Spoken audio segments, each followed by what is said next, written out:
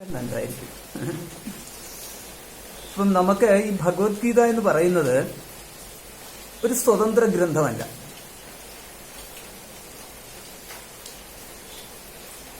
മഹാഭാരതത്തിനുള്ളിലെ ഒരു ഭാഗമാണ് 700 ശ്ലോകങ്ങൾ അല്ലെങ്കിൽ 701 ശ്ലോകങ്ങളോട് കൂടിയിട്ടുള്ള ഭഗവത്ഗീത എന്ന് പറയുന്നത്. അപ്പൊ അതുകൊണ്ട് ഭഗവത്ഗീത ഒരു സ്വതന്ത്ര കൃതിയായിട്ടെടുത്ത് വ്യാഖ്യാനിച്ചാൽ അത് അത്രത്തോളം ശോഭിക്കില്ല. ആ മഹാഭാരതത്തിന്റെ കഥ അറിഞ്ഞിട്ട് അതിനോടനുബന്ധമായിട്ട് നമ്മളിത് മനസ്സിലാക്കി കഴിയുമ്പോൾ എന്താണ് അതിന്റെ സാഹചര്യം, എന്തുകൊണ്ടാണ് ഗീത ഭഗവാൻ അർജുനോട് പറഞ്ഞത് തുടങ്ങിയതും കൂടെ നമുക്കൊന്ന് മനസ്സിലാക്കി കഴിയുമ്പോൾ ഈ ഭഗവത്ഗീത നമുക്ക് ആവശ്യമുള്ളതാണോ അല്ലയോ എന്നുള്ളതിനെ കുറിച്ചും കൂടെ നമുക്കൊരു ധാരണയുണ്ടാവും. അത് നമുക്ക് സാധാരണഗതിയിൽ എന്തും ഒന്ന് കേട്ട് കഴിയുമ്പോൾ അതിന്മേൽ നമുക്കൊരു ആകാംക്ഷ ഉണ്ടാവും. ആ ആകാംക്ഷ എന്ന് പറയുന്നത് ആദ്യം അതെന്താണ്, രണ്ടാമത് അത് നമുക്ക് വേണ്ടതാണോ വേണ്ടാത്തതാണോ എന്നതിനെ കുറിച്ചും കൂടെ നമ്മളൊന്ന് അറിഞ്ഞു വെക്കും. നമുക്ക് വേണ്ടുന്നതാണെങ്കിൽ അതിന്റെ തുടക്കത്തിൽ തന്നെ നമ്മളത് ഉപേക്ഷിച്ച് കളയും. വേണ്ടാത്തത് നമ്മൾ ഉപേക്ഷിച്ച് കളയും, വേണ്ടുന്നതാണെങ്കിൽ സ്വീകരിക്കും. അപ്പൊ ഇവിടെയും നമുക്ക് ഭഗവത്ഗീത ആരംഭിക്കുന്നതിന് മുമ്പായിട്ട് നമുക്ക് ഭഗവത്ഗീത വേണ്ടുന്നതാണോ അല്ലയോ എന്നുള്ള ഒരു സംശയം വരാം. അപ്പം ഭഗവത്ഗീത വേണ്ടതാണോ വേണ്ടാത്തതാണോ എന്നുള്ള സംശയം നീക്കം ചെയ്യാൻ നമുക്കൊരു പരിഹാരം ഭഗവത്ഗീത മനസ്സിലാക്കലേ ഉള്ളൂ. അല്ലാതെ ഭഗവത്ഗീത മനസ്സിലാക്കാതെ നമുക്ക് അതിനെക്കുറിച്ച് നമുക്ക് ആരെങ്കിലും എഴുതിയിരിക്കുന്ന അതിനെക്കുറിച്ചുള്ള നിരൂപണങ്ങളോ വിമർശനങ്ങളോ ഒക്കെ വായിച്ചതിന് ശേഷവും വേണമെങ്കിൽ ആവാം. അതായത് നമ്മളൊരു സിനിമ കാണാൻ പോകുന്നവര്, സിനിമ ഇഷ്ടപ്പെട്ടു, അതിനെക്കുറിച്ച് വിമർശനം എഴുതി, അപ്രകാരം അത് പ്രസിദ്ധീകരിച്ചു, അങ്ങനെയുള്ള ഏതെങ്കിലും ഒരു പ്രസിദ്ധീകരണം നമ്മൾ വായിച്ചു കഴിയുമ്പോൾ ഇവർ നല്ലതായിട്ടാണല്ലോ, അല്ല അഭിപ്രായമാണല്ലോ പറഞ്ഞിരിക്കുന്നത്, അതുകൊണ്ട് നമുക്കൊന്ന് പോയി കണ്ടുകളയാം എന്ന് നമുക്ക് തോന്നാം. ഇപ്രകാരം ഗീതയെക്കുറിച്ചുള്ള മഹിമ കേട്ടിട്ട് ഗീത അത് ഒരു വ്യക്തിയുടെ ജീവിതത്തെ വളരെയധികം സ്വാധീനിക്കുന്നു എന്നറിഞ്ഞിട്ട് നമ്മൾ ഗീതയിലേക്ക് ആകൃഷ്ടരായിട്ട് വരാം. അപ്രകാരം വരുമ്പോൾ അവര് ആദ്യമായിട്ട് ആ ഗീതയെ സമീപിക്കുമ്പോൾ എന്താണ് ഗീത അവരെടുത്ത് പറയുന്നത്? ആ ആദ്യമായിട്ട് ഗീതയിലേക്ക് സമീപിക്കുന്നവര് ഒന്നാമതായിട്ട് കാണുന്ന ഒരു വാക്ക് എന്ന് പറയുന്നത്, ആദ്യം തുടക്കം ഇങ്ങനെയാണ്: അഥ പ്രഥമോധ്യായഃ, ഒന്നാം അധ്യായം, ധൃതരാഷ്ട്ര ഉവാച. ധൃതരാഷ്ട്രർ ഉവാച, ധൃതരാഷ്ട്രർ പറഞ്ഞു എന്ന് പറഞ്ഞുകൊണ്ടാണ് തുടങ്ങുന്നത്. അപ്പം ധൃതരാഷ്ട്രർ പറഞ്ഞു എന്നുകൊണ്ട് തുടങ്ങുമ്പോൾ അവിടെ ഏതൊരു കഥാസന്ദർഭവും എന്നതുപോലെ ഭഗവത്ഗീതയ്ക്കും ഒരു കഥാസന്ദർഭമുണ്ട്. അപ്പം ഭഗവത്ഗീതയുടെ കഥാസന്ദർഭം എന്താണെന്ന് അറിയുവാനുള്ള ആകാംക്ഷ നമുക്ക് ആ സമയത്തുണ്ടാവുന്നു. ഇപ്പൊ ധൃതരാഷ്ട്രർ പറഞ്ഞു, പിന്നീട് നമ്മൾ 1-2 ശ്ലോകങ്ങളോട് നോക്കിക്കഴിയുമ്പോൾ കാണാം അവിടെ സഞ്ജയ ഉവാച, സഞ്ജയൻ പറഞ്ഞു. പിന്നെയും ശ്ലോകങ്ങളിലേക്ക് നമ്മൾ കടന്നു പോകുമ്പോൾ കാണാം ഇങ്ങനെ ഓരോരുത്തരുടെ പല പല പേരുകൾ നമുക്ക് കാണും. അവിടെ എന്ന് പറയുന്നത് ദുര്യോധനൻ, ഭീഷ്മര്, അർജുനന്, നകുലന്, ഇപ്രകാരമുള്ള പേരുകളൊക്കെ കാണുമ്പോൾ ഇത് ഈ മഹാഭാരത കഥാപാത്രങ്ങൾ ആദ്യത്തെ അധ്യായത്തിൽ പരാമർശിക്കുന്നതായിട്ട് നമ്മൾ കാണും. അപ്പോൾ ആദ്യത്തെ അധ്യായത്തിൽ തന്നെ ഭഗവത്ഗീതയുടെ 1-ാം അധ്യായത്തിൽ തന്നെ ധൃതരാഷ്ട്രയിൽ ആരംഭിച്ച് അനേകം പേരുകൾ പരാമർശിക്കുമ്പോൾ ഈ പേരുകളെല്ലാം കൂടെ കൂട്ടിയിണക്കിയിട്ടുള്ള ഒരു കഥ എന്താണ് എന്നറിയാനുള്ള ഒരു ആകാംക്ഷ ഉണ്ടാവുന്നു. അതോടൊപ്പം തന്നെ ഈ പേരുകളോടൊപ്പം തന്നെ ഒരു സന്ദർഭം അവിടെ ഒരുക്കിയിരിക്കുന്നു. അതായത് ഒരു യുദ്ധക്കളം എന്ന് പറയുന്ന ഒരു സന്ദർഭം ഒരുക്കിയിരിക്കുന്നു. ആ യുദ്ധക്കളത്തിന്റെ ഒരു ഭാഗത്തായിട്ട് അർജുനനും കൃഷ്ണനും ഉൾപ്പെടുന്ന പാണ്ഡവസേനയും, മറുഭാഗത്തായിട്ട് അർജുനന്റെ തന്നെ സഹോദരങ്ങളായ ദുര്യോധനനും ദുശ്വാസനുമൊക്കെ നിരന്നു നിൽക്കുന്നതായ എതിർ സൈന്യത്തെയും കൂടെ കാണിച്ചിരിക്കുന്നു. അപ്പോൾ ഇവിടെ നമുക്ക് കാണാം യുദ്ധക്കളത്തിൽ സന്നിഹിതരായിരിക്കുന്ന 2 കൂട്ടം ആൾക്കാർ ശത്രുക്കളല്ല, ബന്ധുക്കളാണ്. അപ്രകാരം ബന്ധുക്കൾ തമ്മിൽ ഏറ്റുമുട്ടാൻ പോകുന്നു. മരണത്തിൽ അവസാനിക്കുന്നതായ ഒരു മഹായുദ്ധത്തിലേക്ക് അവർ അവിടെ ഇറങ്ങി പുറപ്പെട്ടിരിക്കുന്നു. അപ്പൊ ഇത്രയും നമുക്ക് അറിഞ്ഞു കഴിയുമ്പോൾ എന്തൊക്കെയാണ് ഇവിടെ സംഭവിക്കുന്നത്? മഹാഭാരതം എന്ന് പറയുന്നത് തന്നെ ഒരു ഒരു ഒരു ഒരു ദേശത്തിന്റെ കഥയാണ്, ഒരു സമൂഹത്തിന്റെ കഥയാണ്, ഒരു സംസ്കാരത്തിന്റെ കഥയാണ്, ഒരു കാലഘട്ടത്തിന്റെ കഥയാണ്. അപ്രകാരം നമ്മൾ നോക്കിക്കഴിഞ്ഞാൽ അതിനെ ഒരു ഹിസ്റ്റോറിക് പെർസ്പെക്റ്റീവ് എന്നുള്ള തലത്തിൽ ഇതിനെ പല പല പെർസ്പെക്റ്റീവുകൾ എടുക്കാം.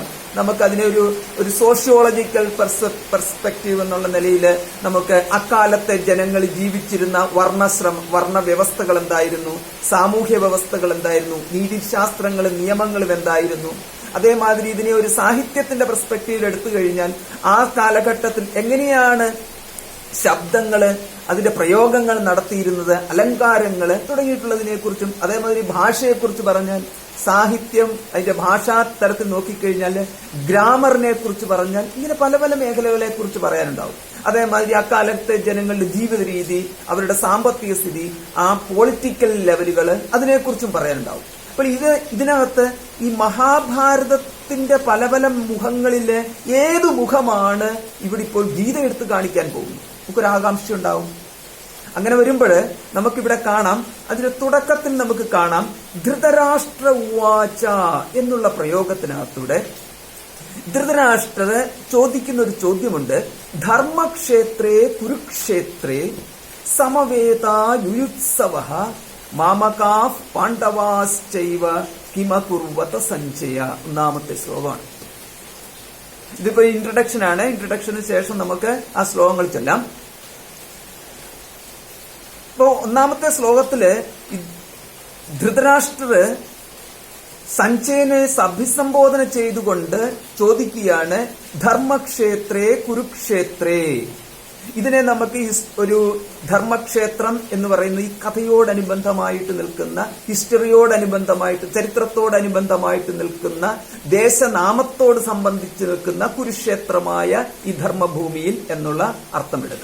ഇനി അതല്ല എന്നുണ്ടെങ്കിൽ ഒരു ഫിലോസഫിക്കൽ പെർസ്പെക്റ്റീവിൽ നമുക്ക് ധർമ്മക്ഷേത്രത്തിനെയും കുരുക്ഷേത്രത്തിനും മറ്റർത്ഥങ്ങൾ കൊടുക്കാം. പകരം ആ സന്ദർഭത്തിൽ നമുക്ക് മറ്റർത്ഥങ്ങളിലേക്ക് പോകുന്നില്ല.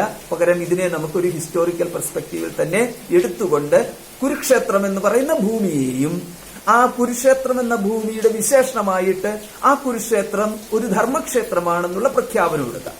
ധർമ്മക്ഷേത്രം എന്ന് പറഞ്ഞു കഴിഞ്ഞാല് ധർമ്മത്തിൽ പ്രതിഷ്ഠിതമായ കർമ്മങ്ങൾ ചെയ്യുന്ന ദേശമെന്നർത്ഥം. അപ്പൊ അങ്ങനെയുള്ള ആ വരിയുടെ തുടക്കത്തിൽ കാണാം ധർമ്മ എന്നുള്ള പ്രയോഗം. അതുകൊണ്ട് ഈ ഗ്രന്ഥം ധർമ്മത്തെ പ്രതിപാദിക്കുന്നതാകുന്ന ഗ്രന്ഥത്തെ സംബന്ധിച്ചതാണ് ഇനി വരാൻ പോകുന്ന ഭാഗം എന്ന ഒരു വ്യാഖ്യാനം ഗ്രന്ഥകാരന്മാരുടെ വിചാരത്തിൽ ഉണ്ടാവാം. അതായത് ഗ്രന്ഥകാരന്മാരെന്ന് പറഞ്ഞ വ്യാഖ്യാനകർത്താക്കളുടെ, ഇതിന്റെ ഈ മഹാഭാരതത്തിന്റെ കൃതിയുടെ രചയിതാവായിട്ടുള്ള വേദവ്യാസ മഹർഷിയെ കുറിച്ച് പറഞ്ഞു കഴിഞ്ഞാൽ വ്യാസോച്ഛിഷ്ടം ജഗത്സർവം എന്നുള്ള ഒരു പ്രയോഗമുണ്ട്. അതായത് വ്യാസ മഹർഷി എല്ലാം അറിയുന്നവനാവും, എല്ലാം അറിയുന്ന ദീർഘദർശി എന്നും സർവദൃക് എന്നും സർവജ്ഞനെന്നും വിശേഷിപ്പിക്കാവുന്ന വ്യാസമഹർഷിക്ക് അറിയാൻ വയ്യാത്തതായിട്ടൊന്നുമില്ല. അത് നമുക്ക് എവിടെ കാണാം ചോദിച്ചാൽ മഹാഭാരതത്തിൽ എന്തൊക്കെ പരാമർശിച്ചിട്ടുണ്ടോ അത് മുഴുവനും വ്യാസമഹർഷിയുടെ ബുദ്ധിയിൽ നിന്നും വന്നതാണ്, അദ്ദേഹത്തിന്റെ വാക്കുകളായിട്ട് വന്നതാണ്, അദ്ദേഹത്തിന്റെ വരികളിലൂടെ വന്നതാണ്. അതുകൊണ്ട് മഹാഭാരതത്തിൽ പറഞ്ഞിരിക്കുന്ന കാര്യങ്ങൾ എത്രത്തോളമുണ്ടോ അതിലേറെ കാര്യങ്ങൾ അക്കാലത്ത് പറയാത്തതായിട്ടുമുണ്ട്. അത് വേദരൂപത്തിലുണ്ട്. അങ്ങനെയുള്ള വേദങ്ങളുടെയും 4 വേദങ്ങളുടെയും സമാഹരിച്ചുകൊണ്ട് അതിനെയും പ്രകാശിപ്പിച്ച് പ്രസാദനം ചെയ്ത മഹത് വ്യക്തിയാണ്, മഹദൃഷിയാണ്, പരമാചാര്യനാണ് വേദവ്യാസ മഹർഷി. അപ്പോൾ അങ്ങനെയുള്ള വേദവ്യാസ മഹർഷിയുടെ ആ തൂലികയിൽ നിന്നും ഉടലെടുത്തതായ ഈ മഹാഭാരതം എന്ന് പറയുന്ന ഇതിഹാസം എന്ന് പറഞ്ഞാൽ ചരിത്രം നൃത്തം. ആ ഇതിഹാസത്തിനുള്ളിൽ ഒരു ഭാഗത്ത് 1,00,000 ശ്ലോകത്തിനധികം വ്യാപ്തിയുള്ള മഹാഭാരതത്തിനുള്ളിലെ 700 ശ്ലോകങ്ങളാണ് ഭഗവത്ഗീത എന്ന് പറയുന്നത്. അവൾ ഇവിടെ ഭഗവത്ഗീത എന്ന് പറഞ്ഞാൽ ഭഗവാന്റെ ഗീത എന്നത് ഭഗവാനാൽ പറയപ്പെട്ടത്. ഈ ഭഗവത്ഗീതയില് അത് ഒരു ഗ്രന്ഥമെന്ന രീതിയിലാണ് നമ്മൾ പറയുന്നതെന്നുണ്ടെങ്കിലും ഓരോ അധ്യായത്തിന്റെയും അവസാനത്തിൽ നമുക്ക് കാണാം ഭഗവത്ഗീതാസു ഉപനിഷത്സു എന്ന്. അവിടെ ഒരു പ്രയോഗമുണ്ട്, ഉപനിഷത്സു എന്ന് പറഞ്ഞു കഴിഞ്ഞാൽ ഉപനിഷത്തുക്കളിൽ. അവിടെ ഭഗവത്ഗീതാസു എന്ന് പറയുമ്പോൾ അവിടെ ഭഗവത്ഗീതകളിൽ എന്നുള്ള ഒരു ബഹുവചനത്തിലാണ് പ്രയോഗം. അതിന്റെ അർത്ഥം ഭഗവത്ഗീത എന്ന് പറയുന്നത് ഒരൊറ്റ ടെക്സ്റ്റ് ആയിട്ടല്ല എടുത്തിരിക്കുന്നത്, പകരം അതിനെ ഭഗവത് വചനങ്ങളുടെ ഒരു സമാഹാരമായിട്ടാണ്. അതുകൊണ്ട് ഏതൊരു ശ്ലോകം എടുത്തു കഴിഞ്ഞാലും അത് സ്വതന്ത്രമായിട്ടൊരു ഭഗവത് വചനമാണ്. അതേമാതിരി തന്നെ ഒരു അധ്യായ രൂപത്തില് അത് ഒരു ഭഗവത് വചനമാണ്. അതേമാതിരി ഒരു സമാഹാര രൂപത്തിലും ഭഗവത് വചനമാണ്. അതുകൊണ്ടാണ് പറയുന്നത് ഭഗവത്ഗീതയുടെ തത്വം മനസ്സിലാക്കുക എന്ന് പറയുന്നത് സമ്പൂർണ്ണ ഭഗവത്ഗീതയിലേക്ക് നമ്മൾ പോകേണ്ട കാര്യമില്ല. പകരം ഒരു ശ്ലോകം മനസ്സിലാക്കിയാൽ മതി. ഒരു ശ്ലോകം മനസ്സിലാക്കുമ്പോൾ തന്നെ ഭഗവത്ഗീതയുടെ സാരം മനസ്സിലാക്കി. ശങ്കരാചാര്യ ഭഗവത് പാദരുടെ ഒരു ശ്ലോകമുണ്ട്. ഭഗവത്ഗീത കിഞ്ചിതീത ഗംഗാ ജലലവ കണികാ പീത സകൃതപിയേന മുരാരി സമർച്ച ക്രിയതേ തസ്യ യമേന ന ചർച്ച. യമേന ന ചർച്ച. യമൻ ചർച്ച ചെയ്യത്തില്ല. അപ്പൊ യമൻ ഇപ്പൊ ആരോടാ ചർച്ച ചെയ്യാൻ പോകുന്നത്? യമൻ എന്ന് പറഞ്ഞാൽ മരണത്തിന്റെ ദേവത. യമൻ ചിത്രഗുപ്തനോട് ചർച്ച ചെയ്യാൻ പോകത്തില്ല എന്നർത്ഥം. അപ്പൊ യമനും ചിത്രഗുപ്തനും തമ്മിലുള്ള ചർച്ച എന്താണ്? ഒരു വ്യക്തിയെ എങ്ങനെയെല്ലാം ദുഃഖിപ്പിക്കാം, നരകത്തിൽ കൊണ്ടുപോയി ഇട്ട് പീഡിപ്പിക്കാം. യമന്റെ മുഖ്യമായ ചർച്ച ഇതാണല്ലോ. സന്തോഷിപ്പിക്കുക എന്ന് പറഞ്ഞു കഴിഞ്ഞാൽ നേരെ സ്വർഗത്തിലേക്ക് വിടുകയാണ് ചെയ്യുന്നത്. നരകത്തിലേക്ക് പോകുന്നത് ആണല്ലോ പിതൃലോകത്തിന്റെ ഒരു പ്രത്യേകത.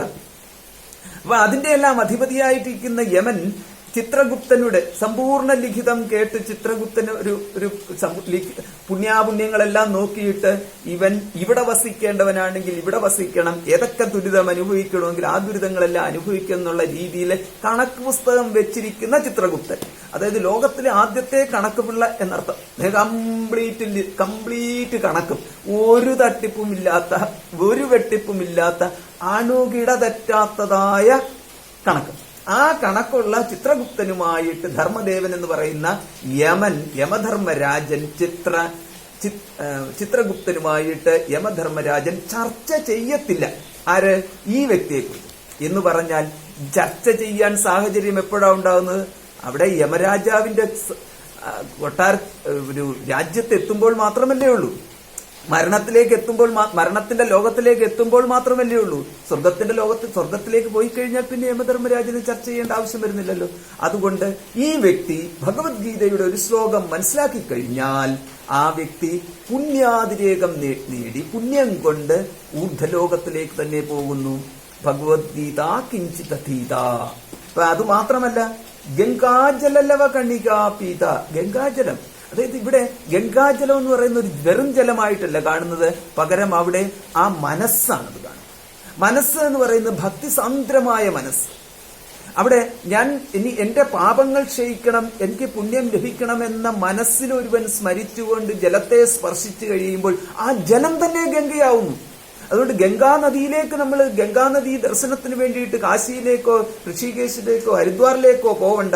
കയ്യിലിരിക്കുന്ന ജലത്തെ തന്നെ ഗംഗയെ സ്മരിച്ചു കഴിഞ്ഞാൽ, അതുകൊണ്ട് അതാണല്ലോ എല്ലാ പൂജകളിലും നമ്മൾ കലശത്തിൽ ജലത്തെ എടുത്തുകൊണ്ട് സ്മരിക്കുന്നത്. ഗംഗയെ യമുനയെ ചെയ്യുക, ഗോദാവരി സരസ്വതി നർമ്മദേ സിന്ധു കാവേരി ജലേസ്മിൻ സന്നിധിം കുരു എന്ന് പറഞ്ഞു കഴിഞ്ഞാൽ ഗംഗ തുടങ്ങിയ നദികൾ ഈ ജലത്തിലേക്ക്, ഞാൻ കയ്യിലെടുത്തിരിക്കുന്ന പാത്രത്തിലെ ജലത്തിലേക്ക് സന്നിവേശിച്ചാലും എന്ന് പറഞ്ഞാൽ, പറഞ്ഞതിന് ശേഷം ഇപ്പോൾ കാണുന്നത് ആ ജലം കിണറ്റിൽ നിന്ന് ഓരിയെടുത്ത വെള്ളമല്ല, പകരം ഗംഗാജലമാവും.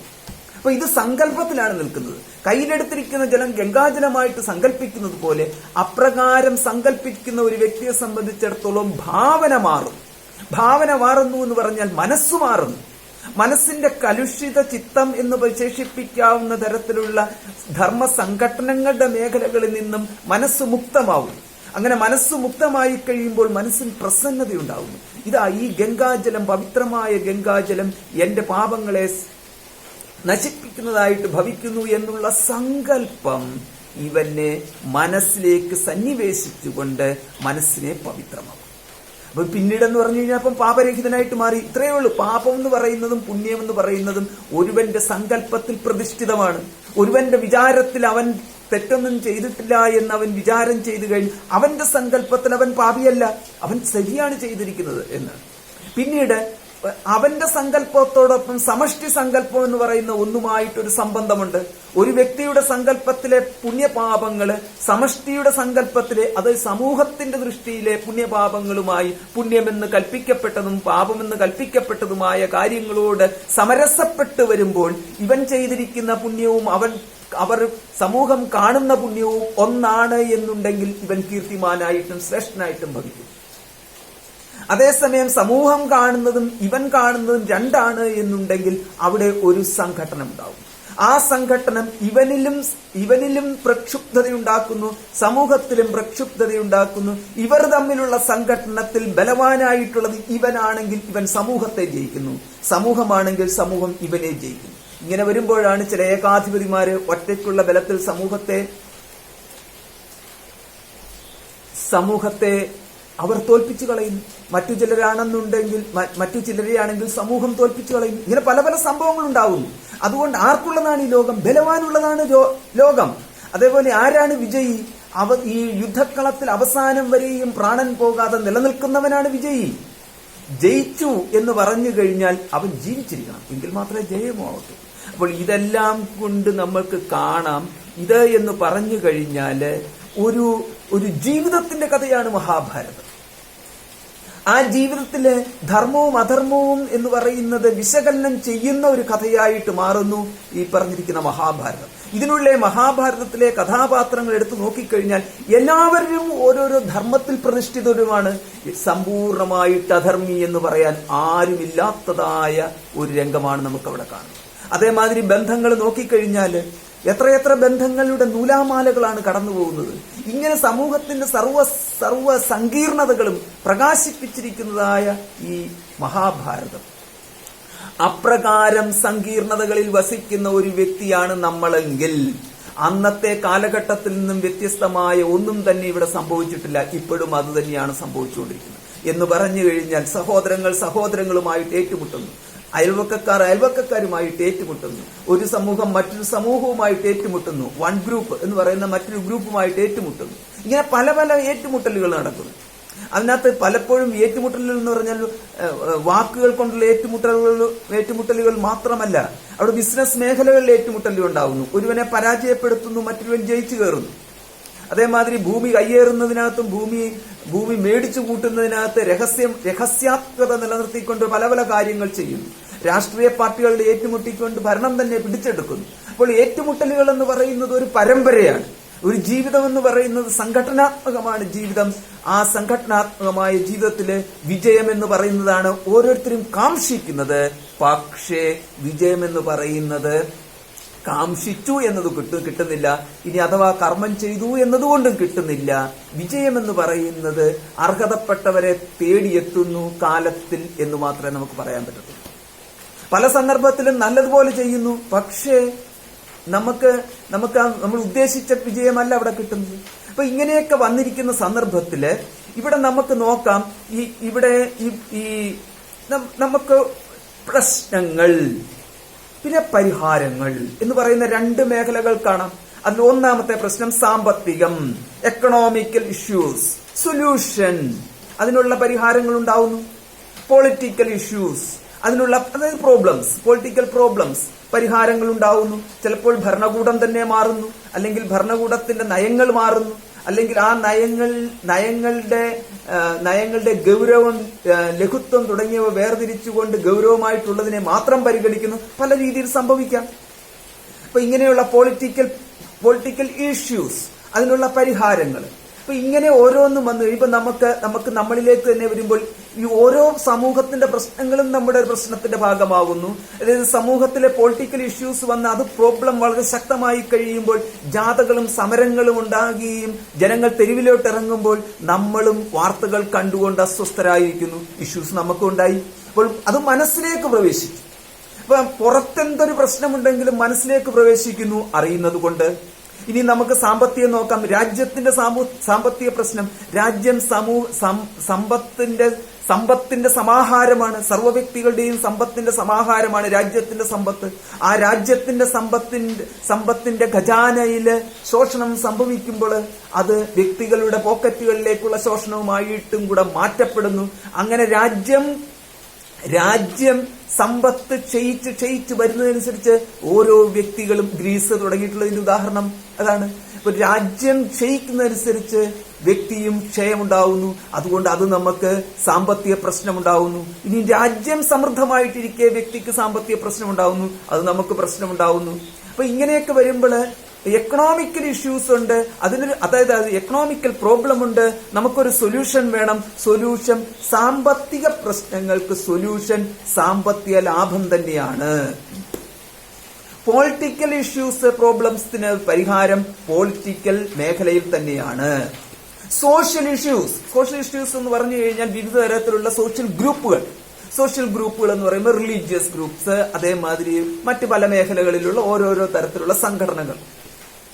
ഇത് ഒരു കൂട്ടം ജനങ്ങളിൽ സ്വാധീനം ചെലുത്തുകൊണ്ട് ആ ഒരു കൂട്ടം ജനങ്ങളെ മറ്റു കൂട്ടം ജനങ്ങളിൽ നിന്നും വ്യത്യസ്തമായിട്ട് അടർത്തിയെടുത്തുകൊണ്ട് ആ അടർത്തിയെടുത്തിട്ട് ഒരു ഗ്രൂപ്പിനെ ഉണ്ടാക്കി അതിൽ രഹസ്യാത്മകത സൂക്ഷിച്ചുകൊണ്ട് ആ ഒരു ഗ്രൂപ്പ് എന്നുള്ള നിലയിൽ സംഘടിച്ചെടുത്തിക്കൊണ്ട് സംഘടിതരല്ലാത്തവരുടെ മേൽക്കോയ്മ എപ്രകാരം നേടാം എന്നുള്ളതിനെ കുറിച്ചുള്ള ധാരണകൾ വെച്ചുകൊണ്ട് അതിനനുസരിച്ച് പ്രവർത്തിച്ചു കഴിയുമ്പോൾ ചില മാഫിയ ഗ്രൂപ്പുകളെ പോലെ, മാഫിയ അല്ല എന്നുണ്ടെങ്കിൽ കൂടിയും രഹസ്യാത്മകത സൂക്ഷിച്ചുകൊണ്ട് മറ്റ് പല മേഖലകളിൽ കൂടെ അസംഘടിതരായിട്ടുള്ള ആൾക്കാരുടെ ചൂഷണം ചെയ്യുന്ന ഗ്രൂപ്പുകൾ ഉണ്ടാവില്ല. ഇങ്ങനെ പല പല മേഖല ഉണ്ടാവും. അപ്പൊ അവിടുത്തെ പരിഹാരം അതൊരു പ്രശ്നമായിട്ടൊരു വ്യക്തിയെ സ്വാധീനിക്കാം. അവിടുത്തെ പരിഹാരം എന്ന് പറയുന്നത് അതിനനുസരിച്ച രീതിയിൽ ഉള്ള നടപടികൾ എടുക്കാന്നേ ഉള്ളൂ. അപ്പൊ ഇങ്ങനെയൊക്കെ ആണെങ്കിൽ ഇതൊക്കെയാണല്ലോ എന്റെ പ്രശ്നങ്ങൾ. ഇനി ആരോഗ്യ പ്രശ്നത്തിലേക്ക് വന്നു കഴിഞ്ഞാൽ ഭക്ഷണത്തിന്റെ സൊല്യൂഷൻ, ഔഷധത്തിലൂടെ സൊല്യൂഷൻ, അതല്ല വ്യായാമത്തിലൂടെ സൊല്യൂഷൻ, ഇപ്രകാരമൊക്കെ അല്ലേ ഉള്ളൂ സൊല്യൂഷൻ. അപ്പൊ അവിടെയും നമുക്ക് കാണാം ഓരോ പ്രശ്നത്തിനും സൊല്യൂഷൻ അതാത് മേഖലയിൽ ഇരിക്കെ ഏതു പ്രശ്നമാണ് എനിക്ക് ഭഗവത്ഗീത പഠിച്ചാൽ മാറുന്നത്? ഇതാണ് ചോദ്യം. ഈ ഒരു ചോദ്യത്തിന് വേണ്ടി പറഞ്ഞതേ ഉള്ളൂ ഇതൊക്കെ. അപ്പൊ ഭഗവത്ഗീത പഠിച്ചു കഴിഞ്ഞാൽ സാമ്പത്തിക പ്രശ്നം മാറുമോ? ഇല്ല. അതിന് സാമ്പത്തിക സൊല്യൂഷൻ ഉണ്ടല്ലോ. പൊളിറ്റിക്കൽ പ്രശ്നങ്ങൾ തീരുമോ? ഇല്ല. അതിനാണല്ലോ പൊളിറ്റീഷ്യന്മാരുള്ളത്. അതിൽ പൊളിറ്റീഷ്യന്മാരിൽ തന്നെയാണെന്നുണ്ടെങ്കിൽ അത് നല്ലതുപോലെ പൊളിറ്റിക്സ് അറിയാവുന്നവരുണ്ട്. അതല്ല എന്നുണ്ടെങ്കിൽ ജനങ്ങൾ സ്വയം എടുത്തുയർത്തിയ ചില പൊളിറ്റീഷ്യന്മാരുണ്ട്. അവർ പെട്ടെന്ന് ഓൾ ഓഫ് എ സഡൻ അവർ കയറി വന്നു, അവരെങ്ങ് ആളായി. അങ്ങനെയൊക്കെ ഉണ്ടാവും. അവിടെയാണ് പരിഹാരം കിടക്കുന്നത്. ഭഗവത്ഗീത അല്ലല്ലോ പരിഹാരം. അപ്പൊ ഇങ്ങനെ നോക്കിക്കഴിഞ്ഞാല് ഏത് പ്രശ്നത്തിനാണ് ഭഗവത്ഗീത പരിഹാരം നൽകുന്നത്? അപ്പൊ ആരോഗ്യ പ്രശ്നം എടുക്കാം. ആരോഗ്യ പ്രശ്നമുണ്ട്, അതനുസരിച്ച് എനിക്ക് അസ്വസ്ഥതയുമുണ്ട്. രണ്ടും രണ്ടാണ്. ആരോഗ്യ പ്രശ്നം എന്ന് പറയുന്നത് ഒന്ന്, അതിനനുസരിച്ച് അസ്വസ്ഥത എന്ന് പറയുന്നത് അതെന്റെ മനസ്സിനെ ബാധിച്ചു എന്ന് പറയുന്നത് രണ്ടാണ്. സാമ്പത്തിക പ്രശ്നമുണ്ട്, അതെനിക്ക് എന്റെ മനസ്സിനെയും അത് ബാധിച്ചു, മാനസിക പ്രശ്നം കൂടെ ഉണ്ട് എന്ന് പറയുമ്പോൾ അത് വീണ്ടും രണ്ടായി. രാഷ്ട്രീയ പ്രശ്നമുണ്ട്, എന്റെ മനസ്സിനെ അത് ബാധിക്കുന്നു എന്ന് പറയുമ്പോൾ അത് വീണ്ടും പ്രശ്നം രണ്ടായി. അപ്പൊ എന്റെ മനസ്സിനെ എന്തും ബാധിക്കാം. ഓരോരോ പ്രശ്നങ്ങൾ എന്ന് പറയുന്നത് ഓരോന്നിനെ ആശ്രയിച്ചാണ് നിൽക്കുന്നത്. പക്ഷേ എല്ലാ പ്രശ്നങ്ങളും കൂടി ആശ്രയിക്കുന്നത് ഈ ഒരൊറ്റ മനസ്സിനെയാണ്, അതെന്റെ മനസ്സിനെ. അപ്പൊ എന്റെ മനസ്സിനെ എല്ലാം കൂടെ ബാധിക്കുമ്പോൾ എത്രത്തോളം ഈ പ്രശ്നങ്ങൾ അവിടെ നിൽക്കട്ടെ, ആരോഗ്യ പ്രശ്നമായിട്ട് നിൽക്കട്ടെ, അതെന്റെ മനസ്സിനെ ബാധിക്കാതെ സ്വതന്ത്രമായിട്ട് നിൽക്കുവാൻ പറ്റുന്ന തരത്തിൽ ഒരു പ്രശ്ന പരിഹാരം എവിടെയെങ്കിലും പറയുന്നുണ്ടോ? പൊളിറ്റിക്കൽ പ്രശ്നങ്ങളും അതിന്റെ സൊല്യൂഷനിന്റെയും മേഖലയിൽ അവിടെ നിൽക്കട്ടെ, അതെന്റെ മനസ്സിന്റെ ഒരു പ്രശ്നമായിട്ട് മാറാതെ എന്റെ സുഖദുഃഖങ്ങളെ സ്വാധീനിക്കുന്ന, എന്റെ സമാധാനത്തെ സ്വാധീനിക്കുന്ന ഒരു പ്രശ്നമായിട്ട് മാറാതെ അവിടെ മനസ്സിനെ പ്രൊട്ടക്ട് ചെയ്യുന്നതായ, സംരക്ഷിക്കുന്നതായ ഒരു വിദ്യയുണ്ടോ? ഇതേമാതിരി എല്ലാ പ്രശ്നങ്ങളും എവിടെ നിൽക്കണമോ അവിടെ നിർത്തിക്കൊണ്ട് അവയിൽ നിന്നും വേർതിരിക്കപ്പെട്ടതായിട്ട് സ്വതന്ത്രമായിട്ട് പ്രക്ഷോഭങ്ങളിലൂടെ കടന്നു പോകാത്തതായ മനസ്സിനെ നിലനിർത്തുന്നതായ വിധത്തില് എന്തെങ്കിലും മറ്റൊന്ന് ഉപദേശ രൂപത്തിൽ ഉണ്ടോ എന്ന് ചോദിക്കുമ്പോഴാണുള്ളത്. അതിനാണ് ഭഗവത്ഗീത. അപ്പൊ ഇപ്പം ഭഗവത്ഗീത എന്തിനാണെന്ന് നമുക്ക് മനസ്സിലായി. ഭഗവത്ഗീത എന്ന് പറയുന്നത് സാമ്പത്തിക പ്രശ്നം പരിഹരിക്കാനോ സാമൂഹ്യ പ്രശ്നം പരിഹരിക്കാനോ ഒന്നുമല്ല. പകരം എന്ന് പറയുന്നത് നമ്മുടെ മനസ്സിന്റെ പ്രശ്നങ്ങൾ പരിഹരിക്കാൻ. പിന്നെ ഒരു രഹസ്യമുണ്ട്. നമ്മുടെ മനസ്സിന്റെ പ്രശ്നങ്ങൾ പരിഹരിച്ചാൽ സാമ്പത്തിക പ്രശ്നം പരിഹരിക്കപ്പെടുന്നു. അതേമാതിരി ആരോഗ്യ പ്രശ്നം പരിഹരിക്കപ്പെടുന്നു. എന്തിനാ? പൊളിറ്റിക്കൽ പ്രശ്നങ്ങൾ പോലും പരിഹരിക്കപ്പെടുന്നു. അപ്പൊ ഇവിടെ എന്ന് പറഞ്ഞു കഴിഞ്ഞാൽ നമുക്ക് സമാധാനത്തോടുകൂടി ഇരിക്കാൻ സാധിച്ചാൽ, സമാധാനത്തോടുകൂടി ഒരു സമൂഹം ഇരുന്നാൽ, ആ സമാധാനത്തോടുകൂടി ഒരു വീടിരുന്നാൽ, സമാധാനത്തോടുകൂടി എല്ലാവരും ഇരുന്നു കഴിഞ്ഞാൽ പിന്നെ എവിടെയാണ് പ്രശ്നങ്ങൾ ഉണ്ടാവുക? അവിടെ എന്ന് പറയുന്നത് അവിടെ എല്ലാവരും പരസ്പരം സഹായ ഹസ്തങ്ങളായിട്ട് മാറും. ഓരോ ഹസ്തവും അവനവന്റേതായിട്ടുള്ള പോക്കറ്റുകളിലേക്ക് മാറാതെ അടുത്തവന് കൊടുക്കുന്നതായ ഹസ്തങ്ങളായിട്ട് മാറിക്കഴിയുമ്പോൾ അവിടെ ഒരു പരസ്പര സഹകരണത്തിന്റെ ഒരു ശൃംഖല സംജാതമാകും. അപ്പോൾ ആ സഹകരണത്തിന്റെ ശൃംഖലയിലൂടെ പ്രശ്നങ്ങൾ അതിജീവിക്കുന്നു. അവിടെ ഒരു വ്യക്തിയുടെ പരിധികളെ അതിക്രമിക്കുവാൻ ഒരു സമൂഹം ആ വ്യക്തിക്ക് സഹായകരമായിട്ട് നിൽക്കുന്നു. അങ്ങനെ നിന്ന് കഴിയുമ്പോൾ അപ്പോഴാണ് ഒരു കുടുംബം എന്ന് പറയുന്നത് ഉണ്ടാകുന്നത്, അപ്പോഴാണ് ഒരു സമൂഹം എന്ന് പറയുന്നത് ഉണ്ടാകുന്നത്. അതായത് ഒരു കുടുംബം എന്ന് പറഞ്ഞാൽ കുടുംബത്തിലുള്ള ഒരു വ്യക്തിയുടെ ബലമെന്ന് പറയുന്നത് ആ കുടുംബത്തിലെ സർവ്വ വ്യക്തികളുടെയും ബലങ്ങളുടെ സമാഹാരമായിരിക്കും ആ വ്യക്തിയുടെ ബലം എന്ന് പറയുന്നത്.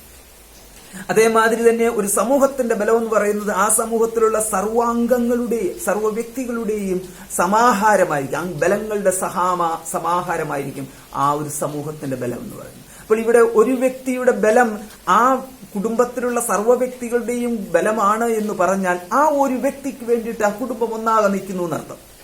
എങ്കിൽ മാത്രമേ ആ വ്യക്തിക്ക് കുടുംബമുള്ളൂ. അതല്ല, എന്തെങ്കിലും ഒരു പ്രശ്നം വന്നു കഴിഞ്ഞാൽ ആ കുടുംബം ആ വ്യക്തിയെ സഹായിക്കാൻ വേണ്ടിയിട്ട് മുന്നോട്ടിറങ്ങുന്നില്ല എങ്കിൽ, ആ വ്യക്തിയിലെ ഒരംഗം പോലും ഈ വ്യക്തിയെ സഹായിക്കാൻ മുന്നോട്ടിറങ്ങുന്നില്ല എങ്കിൽ അതിനെ നമുക്ക് പറയുന്നത് ഛിന്ന ഭിന്നമായി പോയ കുടുംബം എന്ന് പറയും. അപ്പൊ ഛിന്ന ഭിന്നമായ കുടുംബം എന്ന് പറഞ്ഞു കഴിഞ്ഞാൽ സഹോദരന് മൂത്തവന് ധാരാളം പണമുണ്ട്, ഇളയവന് ദരിദ്രനാണ്. മൂത്തവനെ സഹായിക്കാൻ ഇളയവൻ തയ്യാറാകുന്നില്ല. അതേമാതിരി ഓരോരോ ഇഷ്യൂസിൽ നോക്കിക്കഴിഞ്ഞാൽ ഒരു സഹോദരനെ സഹായിക്കാൻ, അല്ലെങ്കിൽ ഒരു സഹോദരിയെ സഹായിക്കാൻ, അല്ലെങ്കിൽ ഒരു അംഗത്തെ സഹായിക്കാൻ, ഒരു പുത്രനെ സഹായിക്കാനോ ഇങ്ങനെയൊക്കെയുള്ള സഹായങ്ങൾ ഒരാള് മറ്റൊരാൾക്ക് വേണ്ടിയിട്ട് ചെയ്യാൻ തുനിയാതിരിക്കുന്ന ഒരു ഘട്ടത്തിൽ പിന്നെ അതൊരു കുടുംബമല്ല, പിന്നെ പേരിൽ മാത്രം സർട്ടിഫിക്കറ്റിലൊക്കെ ഉണ്ടാവും ഫാദേഴ്സ് നെയിം എന്നും മദേഴ്സ് നെയിം എന്നും ഒക്കെ പറഞ്ഞുകൊണ്ടുള്ള നെയിംസ് മാത്രം ഉണ്ടാകും. ഫോർ നെയിം സേക്ക് എന്ന് നമുക്ക് പറയാം, എത്രയേ ഉള്ളൂ. അപ്പൊ അവിടെ എന്ന് പറഞ്ഞു കഴിഞ്ഞാൽ അപ്പൊ ഒരു ഫാമിലി ഇന്റഗ്രേഷൻ എന്ന് പറയുന്നത്, അല്ലെങ്കിൽ ഒരു പ്രസ്ഥാനം എന്ന് പറയുന്ന ഒരു ഇൻസ്റ്റിറ്റ്യൂഷൻ എന്ന് പറഞ്ഞു കഴിഞ്ഞാൽ ഒരു ഫാമിലി എന്ന് പറയുന്നതാണ് ഫസ്റ്റ് ഇൻസ്റ്റിറ്റ്യൂഷൻ എന്ന് പറയുന്നത്. അനേകം വ്യക്തികളുടെ ഒരു സമാഹാരമാണ് ഒരു കുടുംബം എന്നുണ്ടെങ്കിലും അവിടെ ഓരോ വ്യക്തിയുടെ മുഖം എന്ന് പറയുന്നത് എല്ലാ വ്യക്തികളുടെയും മുഖമാണ് ആ വ്യക്തിയുടെ മുഖം. അതുകൊണ്ട് ഒരു വ്യക്തി അയൽപക്കത്തുള്ള മറ്റൊരു വ്യക്തിയുമായിട്ട് ഏതെങ്കിലും വിധത്തിൽ അയൽവക്കത്തെ പ്രശ്നങ്ങൾ ഉണ്ടായിക്കഴിഞ്ഞാൽ ആ കുടുംബത്തിൽ ഒന്നാകെയാണ് ആ പ്രശ്നത്തിന് അവർ മുഴുവനും കൂടെ ഒരേ ഭാഗത്ത് ഒരേ സമയം നിൽക്കുന്നു. അതിനുള്ളിൽ മറ്റുള്ളവര് മറ്റുള്ള അംഗങ്ങള് ഒരു വിധത്തിലും അവിടെ ഈ വ്യക്തിയിൽ നിന്നും മാറിപ്പോകുന്നു. അപ്രകാരം മാറിപ്പോകാതിരുന്നെങ്കിൽ മാത്രമേ അത് നമുക്ക് ഒരു ഇന്റഗ്രേറ്റഡ് ഫാമിലി, അല്ലെങ്കിൽ ഒരു സമഗ്രതയുള്ള ഫാമിലി, അല്ലെങ്കിൽ ഒരു കുടുംബം എന്ന് പറയാൻ പറ്റും. അപ്പൊ നമുക്ക് നോക്കിയാൽ നമുക്ക് കാണാം ഈ സമൂഹത്തിന്റെ ഒരു ഗതി എന്ന് പറയുന്നത് അപ്രകാരം എല്ലാ വ്യക്തികളും തമ്മിൽ ഒരു ബന്ധം, അവിടെ ആ അരക്കിട്ടുറപ്പിച്ചതായ ഒരു ബന്ധം, സമൂഹത്തിലെ വ്യക്തികൾ തമ്മിലുള്ള ബന്ധം ശക്തമായിട്ട് നിൽക്കുന്ന ഒരു സമൂഹത്തെ തോൽപ്പിക്കുവാൻ ഒന്നിനും സാധ്യമല്ല. അവരവിടെ ഒന്നായിട്ട് നിൽക്കുന്നു. ഇത് നമ്മൾ പല ഭാഗത്തും നമുക്ക് കാണാം, നമുക്ക് പല സന്ദർഭങ്ങളിലും നമുക്ക് കാണാം. എത്രത്തോളം നമ്മൾ ഈ സമൂഹത്തെ, നമ്മുടെ കാലഘട്ടത്തെയൊക്കെ കുറ്റം പറഞ്ഞാലും ഒരാവശ്യം വരുമ്പോൾ, ഒരു പ്രകൃതി ദുരന്തം വരുമ്പോൾ അവിടെ മനസ്സും അവിടെ ശരീരവും മനസ്സും ഒന്നും മൈൻഡ് ചെയ്യാതെ ആൾക്കാര് എന്തും കൊടുക്കാൻ തയ്യാറായിക്കൊണ്ട്, എത്ര സമയം വേണമെങ്കിലും ചെലവഴിക്കാൻ തയ്യാറായിക്കൊണ്ട് അവരെ തന്നെ സമൂഹത്തിന് വേണ്ടി സമർപ്പിക്കുന്ന കാണാം. അപ്രകാരം സമൂഹത്തിന് വേണ്ടി സമർപ്പിക്കുന്ന നല്ല മനുഷ്യരുടെ ഒരു കൂട്ടായ്മയാണ് നമുക്ക് കാണുന്നത് ഓരോ സമൂഹത്തിലും. പക്ഷെ പ്രശ്നങ്ങളൊന്നും ഇല്ലാത്തപ്പോൾ അവർ ചുരുങ്ങിയത് അവരുടേതായിട്ടുള്ള സ്വന്തം കാര്യം നോക്കി പോകുന്നു എന്ന് മാത്രമേ ഉള്ളൂ. അതുകൊണ്ട് നമുക്കിവിടെ ആരെയും കുറ്റം പറയേണ്ട കാര്യമില്ല. പിന്നെന്താണ്, കുറ്റം പറയേണ്ട കാര്യമില്ലാത്തത് കൊണ്ട് നമ്മൾ ഇവിടെ ഇപ്പോൾ കുറ്റം പറയാനില്ല എങ്കിൽ പിന്നെ മഹിമ പറയണം. അപ്പൊ ഇപ്പം മഹിമ പറഞ്ഞു കഴിഞ്ഞാൽ ഇപ്പൊ ആരുടെ മഹിമയാണ് പറയുന്നത്? അങ്ങനെ മഹിമ പറയുമ്പോഴാണ് നമുക്ക് ഇവിടെ മറ്റുള്ളവരെ ബഹുമാനിക്കുമ്പോൾ അവരുടെ മഹിമ നമ്മൾ പറയും.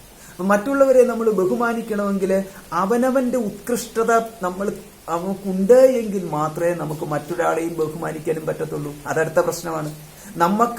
നമുക്ക് സ്വയം നമ്മളൊരു വില കൽപ്പിച്ചിട്ടുണ്ടെങ്കിൽ നമുക്ക് മറ്റുള്ളവർക്ക് വില കൊടുക്കും. നമ്മൾ സ്വയം നമുക്ക് വില കൽപ്പിച്ചിട്ടില്ലെങ്കിൽ സ്വയം നിന്ദ്യനായിട്ടും പരിഹാസ്യനായിട്ടും അപകർഷതയോടും കൂടിയിരിക്കുന്ന ഒരുവന് മറ്റുള്ള ഒരാളെ പുകഴ്ത്താനും പറ്റത്തില്ല, സ്നേഹിക്കാൻ പറ്റത്തില്ല, സമാധാനിപ്പിക്കാൻ പറ്റത്തില്ല. നമ്മുടെ ഒരു പ്രശ്നം വന്നു കഴിയുമ്പോൾ നമ്മൾക്ക് സമൂഹം വളരെയധികം മോശമായിട്ട് കാണുന്നു. നമ്മൾ ഉത്കർഷതയിലേക്ക്, നമ്മൾ സന്തോഷത്തിലേക്ക് പോയി കഴിയുമ്പോൾ സമൂഹം നമുക്ക് നല്ലതായിട്ടും കാണും. ഇതിനകത്തും നമുക്ക് ഒരു കാര്യവും കൂടെ പഠിക്കാനുണ്ട്. അതായത് നമ്മൾ നന്നായാൽ സമൂഹം നന്നായിരിക്കും, നമ്മൾ മോശമായി കഴിഞ്ഞാൽ സമൂഹം മോശമാവും. അപ്പൊ ഇപ്രകാരം വരുമ്പോൾ നമ്മള് സമൂഹത്തിനെ ആശ്രയിക്കാതെ നന്നാവാൻ എന്താണ് ഒരു ഉപായം?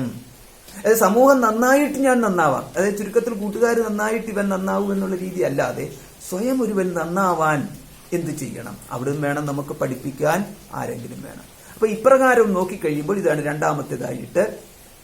രണ്ടാമതായിട്ട് അവനവൻ തന്നെ നന്നാവണമെന്ന് ഉദ്ദേശിച്ചാൽ അതിനു പരിഹാരമായിട്ട് അതിനെ ഉപദേശിക്കുന്ന തരത്തിലായ എന്തെങ്കിലും ശാസ്ത്രമുണ്ടോ?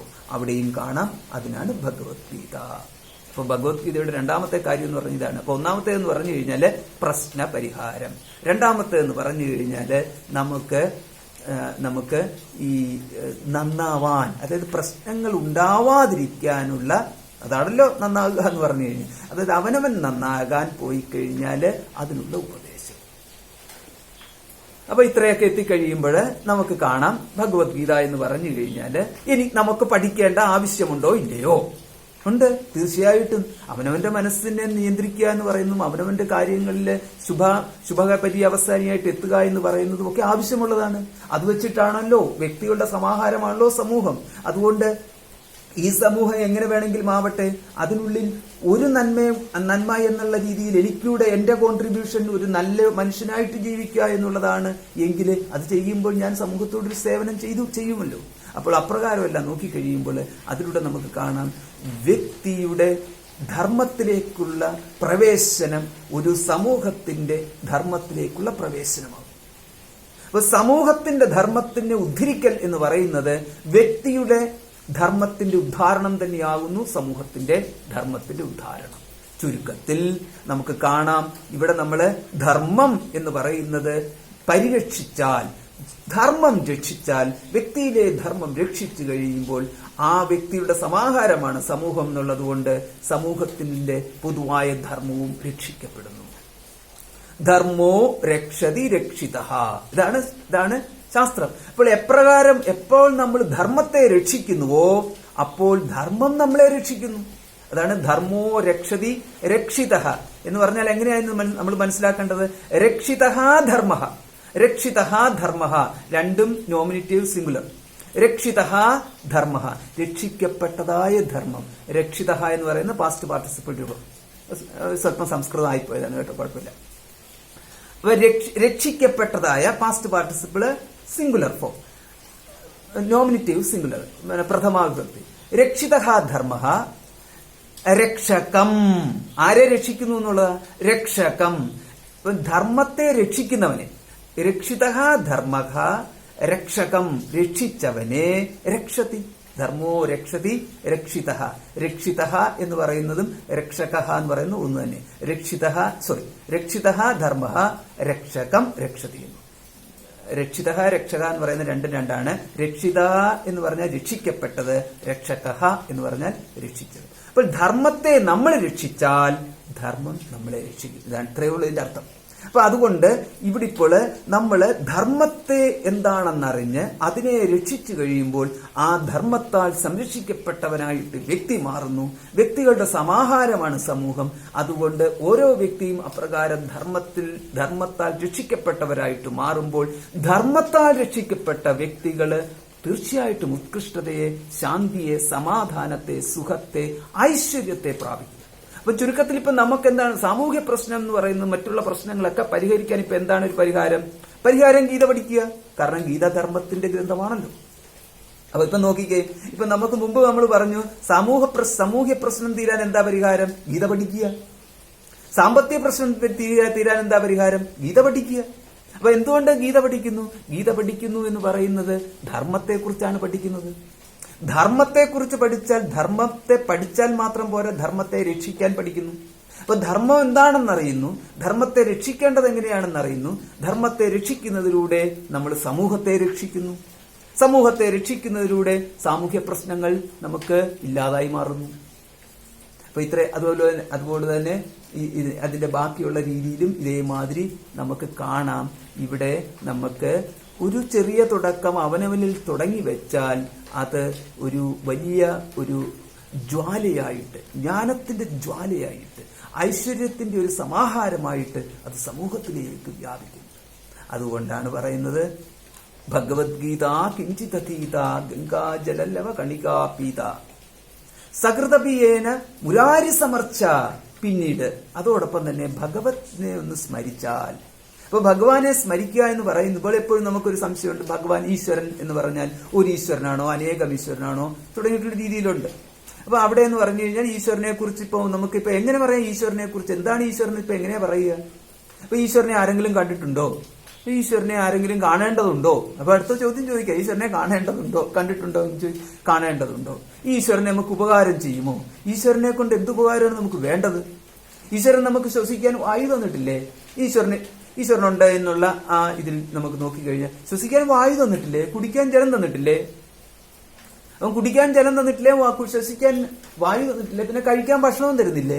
പിന്നെ എന്തെങ്കിലും രോഗമുണ്ടെങ്കിൽ ഔഷധം തരുന്നില്ലേ? സംസാരിക്കണമെന്നുണ്ടെങ്കിൽ നമുക്ക് വീട്ടുകാരും നാട്ടുകാരും ഒക്കെ ആയിട്ടുള്ള ആൾക്കാർ, സുഹൃത്തുക്കളും ഒക്കെ ആയിട്ടുള്ള ആൾക്കാരെ തന്നിട്ടില്ലേ? ഭഗവാൻ തന്നെ വന്നിട്ട് നാട്ടുകാർ ഇത്രയും പേരെ നമുക്ക് പോരാ, ഭഗവാൻ വന്ന് സംസാരിക്കണം. ഇത്രയും ആൾക്കാർ ഇവിടെ ഗവൺമെന്റുകള് സൗജന്യ റേഷൻ ഉൾപ്പെടെയുള്ള സകലതും തന്നിട്ടുണ്ട്. ഭക്ഷണം കിട്ടാൻ ഇവരൊന്നും പോരാ, ഭഗവാൻ കൊണ്ടു തരണം. ഇങ്ങനെ എന്തിനാ നമ്മൾ വാശി പിടിക്കുന്നത്? നമുക്ക് സത്യത്തിൽ ഭഗവാനെ കിട്ടിയിട്ട് എന്താ ചെയ്യേണ്ടത്? നമ്മളിവിടെ സംസാരിച്ചിരിക്കാൻ നമുക്ക് ഇത്രയും ആൾക്കാർ നമുക്ക് മതിയായില്ലെങ്കിൽ നമ്മൾ പിന്നെ ആ ഭഗവാനോട് നമുക്ക് അത്ര തൃപ്തി ഉണ്ടാവത്തില്ല എന്നുള്ളത് ഒരു രഹസ്യമാണ്. കാരണം നമുക്ക് നമ്മളോടൊപ്പം ഉള്ളവരെ അടുത്ത് നമുക്ക് സംസാരിക്കുമ്പോൾ പോലും നമുക്ക് വിരോധം ഉണ്ടാകുന്നുണ്ടെങ്കിൽ നമ്മൾ ഒരു വലിയ സംഭവമാണ്. ഇവിടെയുള്ള എത്ര 1000 കോടി ജനങ്ങള്, 100 കോടി ജനങ്ങൾ ഇവിടുത്തെ കൂട്ടിക്കോ, 120, 130 കോടി ജനങ്ങളില് നമുക്ക് സംസാരിക്കാൻ തൃപ്തിയുള്ളവരായ ഒരാൾ പോലും ഇല്ലെങ്കിൽ നമ്മൾ ഇനിയും പരീക്ഷിക്കാൻ ഭഗവാനും കൂടിയേ ഉള്ളൂ. അതായത് ഇനി ഭഗവാനോട് സംസാരിച്ച എനിക്കെങ്കിലും തൃപ്തനായിട്ടിരിക്കാമോ എന്നാ. ഇത് അറിയാവുന്നതുകൊണ്ട് ഭഗവാൻ സംസാരിക്കാൻ പറ്റത്തില്ല. കാരണം ഭഗവാൻ അറിയാം നിന്റെ സ്വഭാവം ഇതല്ലയോ, നീ തന്നെയല്ലേ എന്റെ അടുത്ത് ചെയ്യാൻ പോകുന്നു. അതേമാതിരി നമുക്കാണെന്നുണ്ടെങ്കിൽ ഇവിടെ കാണാം, ഇവിടെയുള്ള സകല സാധനങ്ങളും നമുക്ക് വേണ്ടിയിട്ടെന്നുള്ള രീതിയിലാണ് ഇവിടെ നമ്മൾ സൊസൈറ്റി ആഫ്റ്റർ സൊസൈറ്റീസ് നമുക്ക് പ്രസന്റ് ചെയ്തിരിക്കുന്നത്. കാരണം ജലമാണെന്നുണ്ടെങ്കിൽ മനുഷ്യന് വേണ്ടിയിട്ട്, മൃഗങ്ങളാണെങ്കിലും മനുഷ്യന് വേണ്ടിയിട്ട്, സസ്യങ്ങളാണെങ്കിലും മനുഷ്യന് വേണ്ടിയിട്ട്. ഇതിലൊന്നും തൃപ്തിയില്ല എന്നുണ്ടെങ്കിൽ ഭഗവാൻ പറയും, ഇത്രയും ഞാൻ ഇവിടെ ഉണ്ടാക്കി വെച്ചിട്ട് നിനക്ക് തൃപ്തിയില്ലെന്നുണ്ടെങ്കിൽ പിന്നെ നീ ഇനിയിപ്പൊ എന്നെ കണ്ടുകൊണ്ട് തൃപ്തിനാവൂ എന്നുള്ളതിനെ കുറിച്ച് യാതൊരു ഗ്യാരണ്ടിയില്ല. കുറച്ച് കഴിയുമ്പോൾ നമ്മൾ പറയും ഭഗവാനെ എനിക്ക് മടുത്തു, എന്താ കണ്ട് എനിക്ക് മടുത്തു, ഇനി വേറെ വല്ലതും ദൃശ്യം കാണിക്കാൻ പറയും. അപ്പൊ അത് കാരണം ഇപ്പൊ നമ്മുടെ സ്വഭാവം ഇതാണ് എന്നുണ്ടെങ്കിൽ, അതൃപ്തനായിട്ടിരിക്കുന്ന ഒരു വ്യക്തിയാണ് നമ്മളെന്നുണ്ടെങ്കിൽ, അതൃപ്തി അതായത് സ്വസ്ഥതയില്ലായ്മ നമ്മുടെ മനസ്സിന്റെ ഒരു സ്വഭാവമാണെന്നുണ്ടെങ്കിൽ ഭഗവാനിൽ വന്നാൽ പോലും നമ്മളൊരു കുറ്റം കണ്ടുപിടിക്കാൻ ശ്രമിക്കും.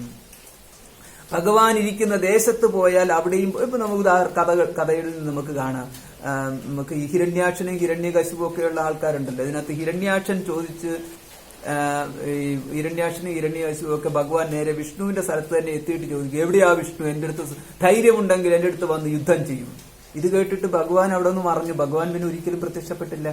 അപ്പൊ ഇതെന്ന് പറഞ്ഞു കഴിഞ്ഞാൽ ഈ മാതിരിയുള്ള സ്വഭാവം കൊണ്ട് ചെന്ന് കഴിഞ്ഞാല് യാതൊരു വിധത്തിലും ഒരാളുടെയും ശത്രുതയല്ലാത്തതായ ഭഗവാനെ കൂടി ശത്രുവായിട്ട് കാണുന്ന തരത്തിൽ ബുദ്ധി മാറും. അപ്പൊ ഇപ്രകാരമൊക്കെ മാറുന്ന ഒരു ബുദ്ധിയാണ് നമുക്കുള്ളതെന്നുണ്ടെങ്കിൽ അവിടെ നമ്മുടെ മുന്നിലേക്ക് നമുക്ക് വരാൻ വേണ്ടിയിട്ടൊരു ഭഗവാൻ പോലും തയ്യാറാവത്തില്ല. അപ്പൊ അങ്ങനെ വരുമ്പോൾ ഇവിടെ നമുക്കൊരു ചില ചോദ്യങ്ങളൊക്കെ ഉണ്ടാകുന്നുണ്ട്. ആ ചോദ്യങ്ങളെന്ന് പറഞ്ഞു കഴിഞ്ഞാല് എത്ര ഭഗവാന്, ഏതൊക്കെ ഭഗവാനാണ് തുടങ്ങിയിട്ടുള്ള ചോദ്യങ്ങളൊക്കെ ഉണ്ടാകുന്നുണ്ട്. ഒരു കാര്യം പറയാം, അതായത് ഭഗവാൻ എന്ന് പറഞ്ഞു കഴിഞ്ഞാല് നമുക്ക് ജ്ഞാനവേദ്യം ഭഗവാൻ എന്ന് പറഞ്ഞു, ജ്ഞാനത്തിലൂടെ അറിയേണ്ടതാണ് ഭഗവാൻ. അപ്പൊ നമ്മൾ ജ്ഞാനത്തിലൂടെ അറിയേണ്ടതെന്ന് പറഞ്ഞാൽ ജ്ഞാനത്തിലൂടെ അല്ലാതെ നമ്മൾ എന്തിനെയാ അറിയുന്നത്? ജ്ഞാനത്തിലൂടെ അല്ലാതെ നമ്മൾ ഒന്നിനെ അറിയുന്നില്ല, അതാണ് സത്യം. ആരെങ്കിലും മൂക്കുകൊണ്ട് എന്തെങ്കിലും അറിഞ്ഞു കഴിഞ്ഞാല് മൂക്ക് എന്ന് പറയുന്നത് ജ്ഞാനത്തിന്റെ ഒരു കേന്ദ്രമായിട്ട് മാറി. അതായത് ഗന്ധം, ഘ്രാണേന്ദ്രിയത്തിലൂടെ ഗന്ധത്തെ അറിഞ്ഞു, ചക്ഷുരിന്ദ്രിയത്തിലൂടെ രൂപത്തെ അറിഞ്ഞു, ശ്രോത്രേന്ദ്രിയത്തിലൂടെ ശബ്ദത്തെ അറിഞ്ഞു, ത്വഗിന്ദ്രിയത്തിലൂടെ സ്പർശത്തെ അറിഞ്ഞു, രസനേന്ദ്രിയത്തിലൂടെ സ്വാദിനെയും അറിഞ്ഞു, പഞ്ച ഇന്ദ്രിയങ്ങളുടെ ലോകത്തെ അറിഞ്ഞു. അതുകൊണ്ടാണല്ലോ ഇതിനെ പ്രപഞ്ചം എന്ന് പറയുന്നത്. പഞ്ച എന്ന് പറഞ്ഞാൽ 5, പ്രകർഷേണ എന്നർത്ഥം. പഞ്ച പ്രകർഷേണ എന്ന് പറഞ്ഞാൽ നല്ലതുപോലെ 5 എണ്ണം കൂട്ടിവെച്ചിരിക്കുന്നതിനെയാണ് പ്രപഞ്ചം എന്ന് പറയുന്നത്. പ്രപഞ്ചം നല്ലതുപോലെ 5 എണ്ണം എന്താ കൂട്ടിവെച്ചിരിക്കുന്നത്? ഈ 5 വിഷയങ്ങൾ. ഈ 5 വിഷയങ്ങളും കൂട്ടിവെച്ചിരിക്കുന്നതാണ്. 5 വിഷയങ്ങളുടെ രൂപങ്ങളിലേക്ക് പോയി കഴിഞ്ഞാൽ അതിനെയാണ് പറയുന്നത് ഈ പഞ്ചഭൂതങ്ങൾ എന്ന് പറയും. ഈ അഞ്ച് വിഷയങ്ങൾ നമ്മൾ കണ്ടതും അതിന്റെ രൂപമാണ് പഞ്ചഭൂതങ്ങൾ. അപ്പൊ ഈ പഞ്ചഭൂതങ്ങളുടെ സമാഹാരമായിട്ടാണ് പ്രപഞ്ചം എന്ന് പറയുന്നത്. അത് നമുക്ക് എളുപ്പമായിട്ട് മനസ്സിലായല്ലോ. അപ്പൊ ഈ പ്രപഞ്ചത്തെ നമുക്ക് അറിയാൻ വേണ്ടിയിട്ട് എന്താ മാർഗം? കണ്ണ് തുടങ്ങിയിട്ടുള്ള ഇന്ദ്രിയങ്ങളുണ്ടല്ലോ. അതുകൊണ്ട് പറയുന്നത് സെൻസറി പെർസെപ്ഷൻ എന്ന് പറയുന്നത്, പെർസെപ്ഷൻ ത്രൂ സെൻസസ് എന്ന് പറയുന്നത് അതാണ്. നമുക്ക് പെർസെപ്ഷൻ ഉണ്ട്, അത് നോളജ് ആണ്. വാലിഡ് മീൻസ് ഓഫ് നോളജ് ആണ് സെൻസ് ഓർഗൻസ്. അതേമാതിരി വാലിഡ് നോളജ് ആണ് സെൻസറി പെർസെപ്ഷൻ എന്ന് പറയുന്നത്, പെർസെപ്ഷൻ എന്ന് പറയുന്നത്. അപ്പൊ അവിടെ നമുക്ക് കാണാം ഇതിനെന്ന് പറയുന്നത് ഈ ലോകം എവിഡന്റ് ആണ്. ഈ ലോകം അത് പ്രകടമാണ്. ആർക്ക്? ഇന്ദ്രിയങ്ങൾക്ക്, അല്ലെങ്കിൽ എനിക്ക്, സെൽഫിന്. എവിഡന്റ് ടു ദ സെൽഫ് എന്നർത്ഥം. അതായത് ഈ ലോകത്തിന്റെ നിലനിൽപ്പ്, ലോകം ഉണ്ട് എന്നുള്ളത് it is known to me, എനിക്കറിയാവുന്നതാണ് എന്നുള്ള രീതിയിൽ എവിഡന്റ് ടു മീ. യെസ് എന്ന് പറഞ്ഞ എപ്രകാരം എവിഡന്റ് ടു മീ എന്നുള്ളതാണ്? ഇന്ദ്രിയങ്ങളിലൂടെ എനിക്ക് അറിയാവുന്നതാണ്. പ്രത്യക്ഷ ജ്ഞാനേന, എത്രയേ ഉള്ളൂ സംഭവം. പ്രത്യക്ഷ ജ്ഞാനത്തിലൂടെ പ്രപഞ്ചമുണ്ട് എന്നുള്ളത് എനിക്ക് ബോധ്യമാകുന്നു എന്ന് പറഞ്ഞാൽ ഈ പ്രപഞ്ചം എന്ന് പറയുന്നത് എവിഡന്റ് ടു മീ എന്നർത്ഥം. ആ സന്ദർഭത്തില് ഒന്നുകൂടിയുണ്ട്. ഒന്നുകൂടി എന്ന് പറയുന്നത് ഇതാണ്. അപ്പൊ മറ്റേത് നോളജ് ആണെന്ന് പറഞ്ഞിട്ട് ഒന്നുകൂടി ഉണ്ടെന്ന് പറഞ്ഞു കഴിഞ്ഞാൽ ഐ എക്സിസ്റ്റ്, ഞാൻ ഉണ്ട്. ഞാനുണ്ട് എന്നുള്ളതിനെ ഇപ്പൊ എങ്ങനെയാ നമ്മൾ മനസ്സിലാക്കിയത്? ഞാനുണ്ട് കാണുന്നത് കൊണ്ട് ഞാനുണ്ടാക്കി ഉണ്ട് അല്ല, കേൾക്കുന്നത് കൊണ്ട് ഞാനുണ്ട് അല്ല, കണ്ടാലും കേട്ടാലും കേട്ടില്ലെങ്കിലും എല്ലാം ഞാനുണ്ട്. അപ്പൊ അവിടെ ഞാനുണ്ട് എന്ന് പറയുന്നത് മറ്റൊന്നിന്റെ അപേക്ഷ കൂടാതെ എനിക്കുള്ള ഒരറിവാണ്. ഇപ്പൊ സ്വയം അവിടെ പരാപേക്ഷ കൂടാതെ ഞാൻ എന്നെ തന്നെ അറിയുന്നതിനെയാണ് പറയുന്നത് സെൽഫ് എവിഡന്റ് എന്ന് പറയുന്നത്. അപ്പൊ പ്രപഞ്ചമുണ്ട് എന്നുള്ളത് ഞാൻ അറിയുന്നത് എവിഡന്റ് ടു ദി സെൽഫാണ്. ഇവിടെ പ്രപഞ്ചം അല്ല, പകരം ഞാനുണ്ട് എന്നുള്ളത് സെൽഫ് എവിഡന്റുമാണ്. അതായത് സ്വയം പ്രകാശിക്കുന്ന ഞാനും എന്നാൽ പ്രകാശിക്കപ്പെടുന്ന പ്രപഞ്ചവും. എന്തായി ഇപ്പൊ നമ്മുടെ വിഷയം? എന്തായി വിഷയം? രണ്ടിലേക്ക് എത്തി എന്ന് പറഞ്ഞാൽ ഇപ്പോൾ ഇവിടെ 2 ഉള്ളൂ. ആ 2 എന്ന് പറഞ്ഞ ഏതാ? സെൽഫ് എവിഡന്റ് ആയിട്ടുള്ള ആയി, ഞാൻ എന്ന് പറയുന്ന സ്വയം പ്രകാശിച്ചു നിൽക്കുന്ന, പരാപേക്ഷ കൂടാതെ ഞാനുണ്ട് എന്ന് ബോധിപ്പിക്കുവാൻ മറ്റൊന്നും തന്നെ അവിടെ ആവശ്യമില്ല. മറ്റൊന്നിനും ഞാനുണ്ട് എന്ന് എന്നെ ബോധിപ്പിക്കേണ്ട കാര്യമില്ല, ആവശ്യമില്ല, സാധിക്കത്തുമില്ല. അതാണ് സെൽഫ് എവിഡന്റ് ആയി. രണ്ടാമത്തേന്ന് പറയുന്നത് എവിഡന്റ് ടു ദ സെൽഫ് എന്ന് പറഞ്ഞു കഴിഞ്ഞാല് ഇത് ഇവിടെ ഉണ്ട് എന്നുള്ളത്, ഈ കാണുന്ന രൂപമുണ്ട് എന്ന് ഞാൻ കണ്ടതുകൊണ്ട്, ഈ ശബ്ദം ഇവിടെയുണ്ട് ഞാൻ കേട്ടതുകൊണ്ട് എന്ന് പറഞ്ഞാൽ ഇവയെല്ലാം ഉണ്ട് എന്നുള്ളത് എനിക്ക് അനുഭവമുള്ളത് കൊണ്ട്, എനിക്ക് അറിവുള്ളത് കൊണ്ട് ആണ് എന്ന് സാരം. ഇതിന്റെ രണ്ടിന്റെയും കൂടെ ഇടയ്ക്കായിട്ട് ബാക്കിയുള്ളത് എല്ലാം ഉണ്ടോ? അപ്പൊ ഇതിന്റെ രണ്ടിന്റെ ഏത് എന്ന് പറഞ്ഞാൽ ഏതാ? ഒന്ന് ദൃശ്യപ്രപഞ്ചം. ദൃശ്യം എന്ന് പറഞ്ഞാൽ ശബ്ദവും അതെല്ലാം കൂടെ ചേർത്തതാണ് പ്രപഞ്ചം. ആ പ്രപഞ്ചം എന്ന് പറഞ്ഞാൽ ഇന്ദ്രിയഗോചരമായ പ്രപഞ്ചം, റിയൽ എന്ന് പറയാം നമുക്ക്. അതേമാതിരി അപ്പൊ അത് പ്രപഞ്ചം റിയൽ എന്ന് പറയാം തൽക്കാലത്തേക്കാണ്.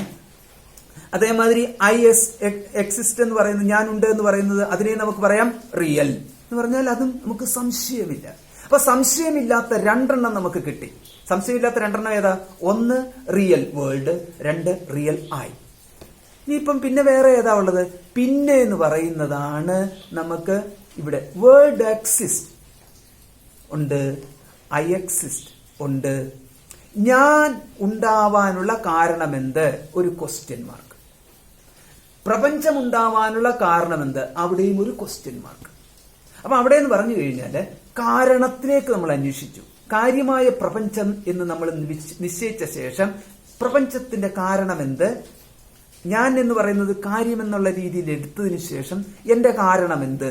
ഇപ്രകാരം നമ്മൾ ഒരു കാരണത്തെ അവിടെ ഉള്ളതായിട്ട് കൽപ്പിച്ചു. കാരണമുണ്ട് എന്ന് കൽപ്പിച്ചപ്പോൾ അത് നമുക്ക് കൽപ്പനയാണ്. എവിഡന്റ് ടു ദ സെൽഫ് എന്നും പറയാൻ പറ്റത്തില്ല, സെൽഫ് എവിഡന്റ് എന്നും പറയാൻ പറ്റത്തില്ല. അപ്പോൾ നമുക്ക് പറയേണ്ടി വരും അത് ലോകത്തെ റിയൽ എന്നും ഐ എന്ന് പറയുന്ന റിയൽ എന്ന് പറഞ്ഞു കഴിഞ്ഞാൽ അതിനെ നമുക്ക് പറയേണ്ടി വരും അൺറിയൽ എന്ന് പറയേണ്ടി വരും. അൺറിയൽ എന്ന് പറയുന്നത്. അപ്പൊ അൺറിയൽ എന്ന് പറഞ്ഞു കഴിഞ്ഞാൽ ഇപ്പൊ എന്താ പറയേണ്ടത്? അൺറിയൽ എന്ന് പറഞ്ഞു കഴിഞ്ഞാൽ അതുണ്ട് എന്ന് നമുക്ക് പറയാം, പക്ഷെ അത് ഇതാണ് എന്നുള്ള രീതിയിൽ എടുത്തു കാണിക്കാൻ സാധ്യമല്ല. പിന്നെ ഇപ്പൊ എന്താ അതിനെ പറയുന്നത് ലോജിക്കൽ എന്ന് പറയും. ഇതാണ് ലോജിക്കൽ. റിയൽ അല്ലാത്തതാണ് ലോജിക്കൽ, അൺറിയൽ ആണ് ലോജിക്കൽ. അതുകൊണ്ടാണ് നമ്മൾ ലോജിക്കൽ ഡ്രൈവ് എന്നൊക്കെ പറയുമല്ലോ. എന്ന് പറഞ്ഞു കഴിഞ്ഞാൽ അതൊരു റിയൽ അല്ല എന്ന് സാരം. അപ്പൊ അവിടെ ഈ ലോജിക്കൽ എന്ന് പറയുന്നത് ലോജിക്കൽ കൺക്ലൂഷൻ എന്നൊക്കെ പറഞ്ഞു കഴിഞ്ഞാൽ ഈ കാരണങ്ങൾ കൊണ്ട് അതുണ്ട്. അത് എങ്ങനെയാണ് ഇപ്പൊ അതിന്റെ നമുക്ക് റിയാലിറ്റിയിലേക്ക് നമുക്ക് എത്തുക എന്ന് പറഞ്ഞു കഴിഞ്ഞാൽ വൃക്ഷം ഇവിടെ ഉണ്ട്, അതിന്റെ കാരണം എന്ന് പറയുന്നത് വിത്തായിരുന്നു എന്നുള്ള ഒരു കൺക്ലൂഷനിലേക്ക് നമ്മൾ കാര്യത്തെ വെച്ചുകൊണ്ട് കാരണത്തിലേക്ക് എത്തുന്നു. അപ്പൊ ഇങ്ങനെയുള്ളതിനെയാണ് അനുമാനസിദ്ധം എന്ന് പറയുന്നത്. അപ്പൊ ലോജിക്കൽ കൺക്ലൂഷൻ എന്ന് പറയുന്നതാണ്, അല്ലെങ്കിൽ ലോജിക് എന്ന് പറയുന്നതാണ് അനുമാനം. അപ്പൊ ഇത് രണ്ടും, അതായത് ഭഗവാൻ എന്ന് ഇപ്പൊ നമ്മൾ ഈശ്വരനെ കുറിച്ച് പറഞ്ഞല്ലോ, ആ ഈശ്വരൻ വേൾഡ് എന്നുള്ള ലോകം എന്നുള്ള നിലയ്ക്ക് റിയൽ എന്നതിലേക്ക് വരുമോ, സെൽഫ് എവിഡന്റ് എന്നുള്ള നിലയ്ക്ക് റിയൽ എന്നുള്ള നില വരുമോ, അഥവാ ലോകത്തിന്റെ കാരണം എന്നുള്ള നിലയ്ക്ക് എന്റെ വ്യക്തിയുടെ കാരണം എന്നുള്ള നിലയ്ക്ക് അവിടെ ലോജിക്കൽ എന്നതിലേക്കും വരുമോ എന്നുള്ളതാണ്. അപ്പൊ ഇവിടെ സംശയമായി. അപ്പൊ അങ്ങനെ വരുമ്പോഴുമ്പോ അത് അൺറിയൽ എന്നാണല്ലോ മുമ്പ് പറഞ്ഞത്. അപ്പൊ അൺറിയൽ എന്ന് പറയുന്നത്, ഈശ്വരൻ അൺറിയൽ എന്ന് പറഞ്ഞു കഴിഞ്ഞാല് അതല്ലയോ ഇവിടെ ഈ സകല ആൾക്കാരും പറഞ്ഞു നടക്കുന്ന ഈശ്വരൻ ഇല്ല എന്ന് പറയുന്നത്. പക്ഷേ സകല ആൾക്കാരും പറഞ്ഞു നടക്കുന്ന ഈശ്വരൻ ഇല്ല എന്നുള്ളതല്ല, ഇല്ല എന്നുള്ളതല്ല അർത്ഥം അൺറിയൽ എന്ന് പറഞ്ഞാൽ. അൺറിയൽ എന്ന് പറഞ്ഞാല് റിയാലിറ്റി ലോകത്തിന് സമമായിട്ടോ വ്യക്തിക്ക് സമമായിട്ടോ ഉള്ള റിയാലിറ്റി അല്ല, മറ്റൊരു റിയാലിറ്റി ആകുന്നു ഇവിടെ ഈ ലോജിക്കലി കൺക്ലൂഡഡ് റിയാലിറ്റി എന്നർത്ഥം. അതാണ് എന്റെ അർത്ഥം. അപ്പൊ അതുകൊണ്ട് നമുക്ക് ഈ ചുരുക്കത്തിൽ റിയൽ നമ്പേഴ്സ് എന്ന് പറയുന്ന മാതിരി അൺറിയൽ നമ്പേഴ്സ്. അപ്പൊ റിയൽ നമ്പേഴ്സ് എന്ന് പറയുന്ന ഒരു വിഭാഗമുണ്ട് എന്നുണ്ടെങ്കിൽ ഒരു അൺറിയൽ നമ്പർ എന്ന് പറയുന്നത് കോംപ്ലക്സ് നമ്പേഴ്സ്. അപ്പൊ അൺറിയൽ എന്ന് പറയാന് ഒരു എക്സിസ്റ്റ് ചെയ്യുന്ന രീതിയിൽ ഒന്നിനെ നമുക്ക് കാണിക്കാൻ സാധിക്കുന്നത് പോലെ ഇവിടെയും എന്ന് പറഞ്ഞു കഴിഞ്ഞാൽ ഈശ്വരനെ ഇതുമായിട്ട് സമപ്പെടുത്തരുത്. ഞാൻ ഉദാഹരണം പറഞ്ഞു വരികയാണ്. അതായത് നമുക്കറിയാവുന്ന ഈശ്വരനെ കുറിച്ച് നമുക്ക് ശാസ്ത്രത്തേക്കിനെ അറിയാം. പക്ഷെ എങ്ങനെ നമുക്ക് കുറച്ചുകൂടെ കൂടുതൽ ഈശ്വരനെ മനസ്സിലാക്കാവുന്ന വിധത്തിൽ, കാരണം ഈശ്വരൻ എന്ന് പറഞ്ഞു കഴിഞ്ഞാൽ നമുക്ക് മനസ്സിലായതിന്റെ അറിവിന്റെ പരിധിക്കുള്ളിൽ ഒതുങ്ങുന്നതല്ല ഈശ്വരൻ. അതുകൊണ്ട് എത്രത്തോളം മേഖലയിൽ ഏതെല്ലാം തരത്തിൽ നമുക്ക് ഈശ്വരനെ വ്യാഖ്യാനിക്കാൻ സാധിക്കുന്നു ആ രേഖലയിലൊക്കെ നമുക്ക് ഈശ്വരനെ വ്യാഖ്യാനിക്കാൻ ഈശ്വരന് സന്തോഷമേ ഉള്ളൂ. അതുകൊണ്ട് നമുക്ക് പറയാം, അപ്പൊ ഈശ്വരൻ എന്ന് പറയുന്നത് നമുക്ക് വ്യവഹാരസിദ്ധമല്ലാത്തതും വിചാരസിദ്ധമായിട്ടുള്ളതുമാകുന്നു ഈശ്വരൻ. നിർവചനം 1. ഇപ്പൊ എന്താ മനസ്സിലായത്? വ്യവഹാരസിദ്ധം എന്ന് പറഞ്ഞാൽ ഇന്ദ്രിയങ്ങൾക്ക് അറിയാൻ സാധിക്കാത്തതും, എന്നാൽ വിചാരസിദ്ധം ബുദ്ധി കൊണ്ടറിയുവാൻ സാധിക്കുന്നതുമാകുന്നു ഈശ്വരൻ. അപ്പൊ എളുപ്പമായി നമുക്ക് അങ്ങനെയാണെന്നുണ്ടെങ്കിൽ ആ ഈശ്വരനെ, അപ്പൊ അതിനെക്കുറിച്ച് അപ്പൊ ഈശ്വരൻ തന്നെ എന്താ പറഞ്ഞിരിക്കുന്നത്? ദൃശ്യതേത്വ അഗ്നിയാ ബുദ്ധിയാ സൂക്ഷ്മയാ സൂക്ഷ്മദർശിബി. ഇത് ഗീതയിലും മറ്റു ഗ്രന്ഥങ്ങളിലും ഒക്കെ പറയുന്നുണ്ട്. ദൃശ്യതേത്വ അഗ്നിയാ ബുദ്ധിയാ സൂക്ഷ്മയാ സൂക്ഷ്മദർശിബി.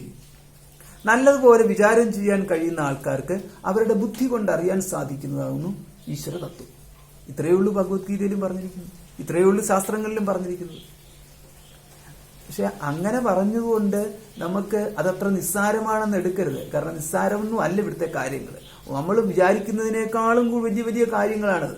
വലിയ കാര്യങ്ങളെന്ന് പറഞ്ഞു കഴിഞ്ഞാൽ നമ്മളിപ്പം നോക്കിക്കഴിഞ്ഞാൽ ഒരു സാധാരണ വ്യക്തി നോക്കിക്കഴിഞ്ഞാൽ ഈ അന്തരീക്ഷത്തിൽ എവിടെ വേവ്സ്, എന്ത് വേവ്സാ ഉള്ളത്? അപ്പൊ ഈ വേവ്സ് എന്ന് പറയുന്നത് ഇപ്പം 2G ന്നും 3G എന്ന് പറഞ്ഞിട്ട് കോടിക്കണക്കിന് രൂപയ്ക്കാണ് ഇത് വിൽക്കുന്നത്. നമ്മൾ നോക്കിക്കഴിഞ്ഞാൽ നമ്മുടെ ചുറ്റുപാടുമുള്ളത് ഈ വേവ്സ് തന്നെയാണ്. അവിടെ എന്ന് പറഞ്ഞു കഴിഞ്ഞാൽ ഇത് 2G ന്നും 3G ന്നും 4G കഴിഞ്ഞിട്ട് ഇപ്പൊ 5G ആണ്. ഇനി എന്നാണോ 6G വരാൻ പറ്റുന്നത്. ഇതെന്ന് പറഞ്ഞു കഴിഞ്ഞാല് ഈ അന്തരീക്ഷത്തിൽ കൂടെ കടന്നു പോകുന്ന വേവ്സ്, തരംഗങ്ങളെ വിറ്റിട്ട് ഇവർ കാശുണ്ടാക്കുന്നു. വെറുതെ വിട്ടിട്ട് കാശുണ്ടാക്കുക മാത്രമല്ല, നമ്മളിപ്പം സംസാരിക്കുന്നത് പോലും ഈ തരംഗങ്ങളെ ഉപയോഗിച്ചിട്ടാണ്. ഇത് നമ്മൾ കാണുന്നില്ല. അതുകൊണ്ട് ഈ കാണുന്നില്ല എന്നതുകൊണ്ട് ഒരു അൺറിയൽ എന്നതിലേക്ക് പോകുന്നില്ല. അതിൻ്റെ ഒരു റിയാലിറ്റി ഉണ്ട്. പക്ഷെ കാണുന്നത് പോലെയുള്ള ഒരു റിയാലിറ്റി അല്ല, മറ്റൊരു റിയാലിറ്റി ആണെന്ന് മാത്രമേ ഉള്ളൂ. ഈശ്വരന്റെ കാര്യത്തിലും അങ്ങനെയൊക്കെ തന്നെയാണ്. ഈശ്വരന്റെ കാര്യത്തിൽ നമ്മൾ ചെറുതായിട്ടൊന്നും എടുക്കരുത്, വലിയ കാര്യമാണ്. അൺറിയൽ എന്ന് പറഞ്ഞു കഴിഞ്ഞാൽ ആ അൺറിയൽ എന്ന് പറയുന്നത് ഈശ്വരൻ അൺറിയൽ എന്നുള്ളതല്ല, പകരം compare to this world cannot be known through the sense organs ഇത്രയേ ഉള്ളൂ അതിന്റെ അർത്ഥം. അപ്പൊ നമ്മുടെ ഈ ഇന്ദ്രിയ പരിധിക്കുള്ളിൽ പെടാത്തതാണ് ഈശ്വരൻ. ഇന്ദ്രിയ വിഷയമല്ലാത്തതാണ് ഈശ്വരൻ എന്ന് പറഞ്ഞാൽ കാണാൻ സാധിക്കുന്നതല്ല ഈശ്വരൻ അർത്ഥം. പിന്നെ കാണുന്നെങ്കിൽ അത് ഈശ്വരന്റെ ഒരു നമ്മളോട് കാണിച്ച ഒരു കനിവ് എന്ന് മാത്രം വിചാരിച്ചാൽ മതി.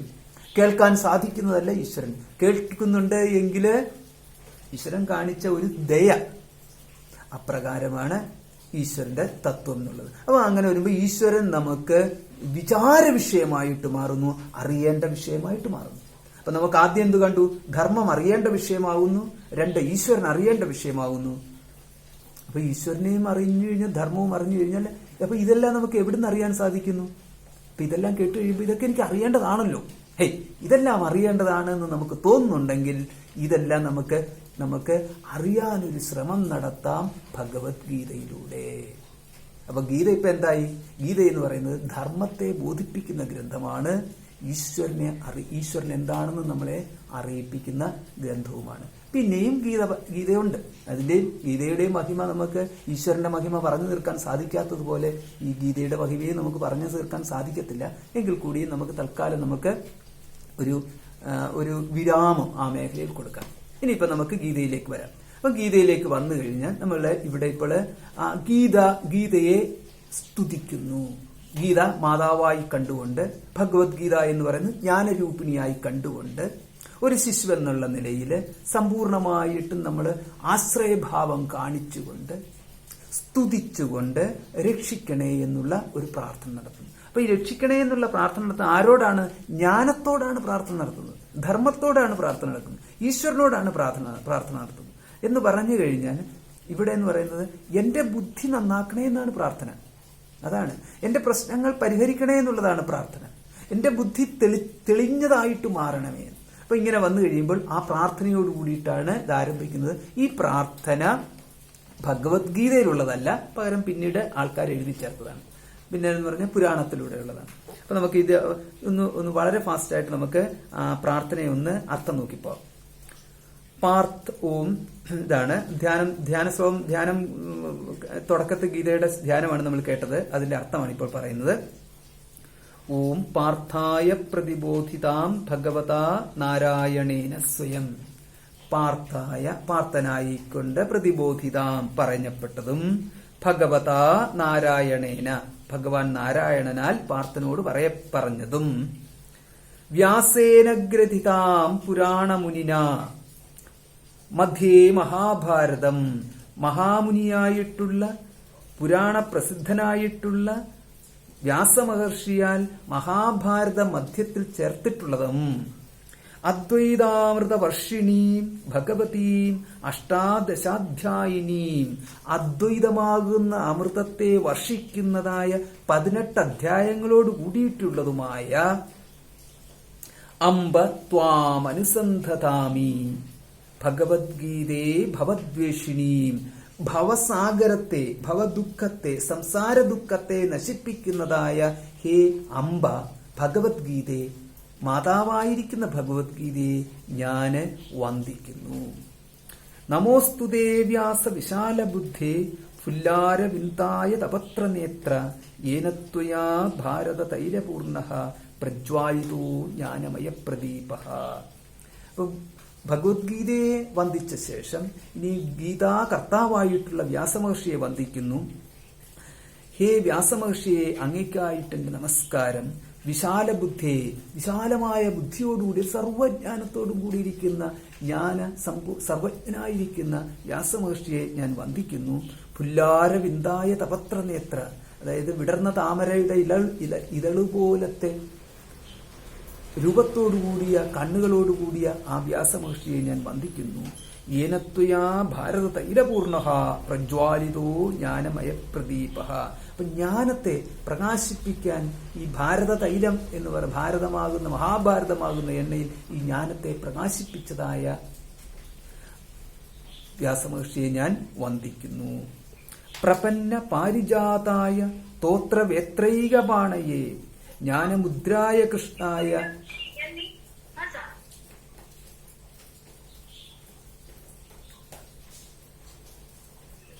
പ്രപന്ന പാരിജാതായ തോത്രവേത്രൈകപാണയേ ജ്ഞാനമുദ്രായ കൃഷ്ണായ ഗീതാമൃതദുഹേ നമഃ. ആശ്രയിക്കുന്നവർക്ക് പാരിജാതം പോലെ സർവസമൃദ്ധിയും നൽകുന്നതായ, കയ്യിൽ ചമ്മട്ടിയും ധരിച്ചു നിൽക്കുന്നതായ ജ്ഞാനമുദ്രയോടും കൂടിയിട്ടുള്ള ഗീതയാകുന്ന അമൃതത്തെ കറന്നവനായിട്ടുള്ള ശ്രീകൃഷ്ണ ഭഗവാനെ ഞാൻ ശ്രീകൃഷ്ണായ നമഃ, ശ്രീകൃഷ്ണനെ ഞാൻ വന്ദിക്കുന്നു. സർവോപനിഷതോ ഗാവോ ദുഗ്ധ ഗോപാലനന്ദനഃ പാർത്ഥോ വത്സ സുധീർഭോക്ത ദുഗ്ധം ഗീതാമൃതം മഹത്. സർവ ഉപനിഷത്തുക്കളാകുന്ന പശുക്കളും ദോഗ്ധ ഗോപാലനന്ദനഃ, ഗോപാലനന്ദനൻ ശ്രീകൃഷ്ണനാകുന്ന കറവക്കാരനും പാർത്ഥോ വത്സ സുധീർഭോക്ത, പാർത്ഥനാകുന്ന അർജുനനാകുന്ന കിടാവും സജ്ജനങ്ങളാകുന്ന പാൽ കുടിക്കുന്നവരും സുധീർഭോക്ത ദുഗ്ധം ഗീതാമൃതം മഹത്. ആ ദുഗ്ധം എന്ന് പറയുന്നത് ഈ ഗീതയാകുന്ന അമൃതമാകുന്നു. വസുദേവ സുതം ദേവം കംസചാണൂരമർദ്ദനം ദേവകീ പരമാനന്ദം കൃഷ്ണം വന്ദേ ജഗദ്ഗുരും. ഇനിയും അടുത്തതായിട്ട് ഗീത ഉപദേശിച്ച കൃഷ്ണനെ സ്തുതിക്കുകയാണ്. ഇത് തന്നെയാണ് കഴിഞ്ഞ ശ്ലോകത്തിലും ചൊല്ലിയത്. വസുദേവ സുതം ദേവം, വസുദേവ പുത്രനായിട്ടുള്ള, കംസചാണൂരമർദ്ദനം, കംസൻ ചാണൂരൻ തുടങ്ങിയിട്ടുള്ള അസുരന്മാരെ നിഗ്രഹിച്ചവനായിട്ടുള്ള, ദേവകീ പരമാനന്ദം, ദേവകീ മാതാവിന് സന്തോഷത്തെ നൽകിയവനായിട്ടുള്ള കൃഷ്ണം വന്ദേ ജഗദ്ഗുരു, ജഗദ്ഗുരുവായിട്ടുള്ള കൃഷ്ണനെ ഞാൻ വന്ദിക്കുന്നു. ഇനിയും ഈ ഭഗവത്ഗീത സന്ദർഭം ഭീഷ്മദ്രോണതട ജയദ്രഥജല ഗാന്ധാര നീലോപല ശല്യഗ്രാഹവതി കൃപേണ വഹനി കർണേന വേലാകുല അശ്വത്ഥാമ വികർണഘോരമകര ദുര്യോധനാവർത്തിനി സോത്തീർണാ ഖലു പാണ്ഡവൈരണനദി കൈവർത്തക കേശവ. ഭീഷ്മദ്രോണതട, ഭീഷ്മനും ദ്രോണനും ആയിട്ടിരിക്കുന്ന തീരങ്ങളോട് കൂടിയിട്ടും ജയദ്രഥ ജല, ജയദ്രഥനാകുന്ന ജലവും ഗാന്ധാര നീലോപല, ഗാന്ധാരൻ എന്ന് പറയുന്ന ശകുനി, ശകുനിയാകുന്ന കരിമ്പാറക്കെട്ടുകളും ശല്യഗ്രാഹവതി, ശല്യരാകുന്ന മുതലയും കൃപേണവഹനി, കൃപരാകുന്ന ഒഴുക്കും കർണേന വേലാകുല, കർണനാകുന്ന വേലിയ, കർണനാകുന്ന തിരയും അശ്വത്ഥാമ വികർണഘോരമകര, അശ്വത്ഥാമ വികർണൻ തുടങ്ങിയിട്ടുള്ളവരാകുന്ന ഉഗ്രൻ സ്രാവുകളും ദുര്യോധനാവർത്തിനി, ദുര്യോധനനാകുന്ന ചുഴിയും അപ്രകാരമുള്ള രണനദി, അപ്രകാരമുള്ള ഈ യുദ്ധക്കളമാകുന്ന നദിയെ സോത്തീർണാഖലു പാണ്ഡവൈരണനദി കൈവർത്തക കേശവ. അപ്പോൾ കൈവർത്തകൻ കേശവൻ, അതായത് ഇതിനെ ഈ രണനദിയെ കടക്കുവാൻ സഹായിക്കുന്ന തോണിക്കാരനായ കേശവന്റെ സഹായത്താൽ സുതീർണാഖലു പാണ്ഡവൈ,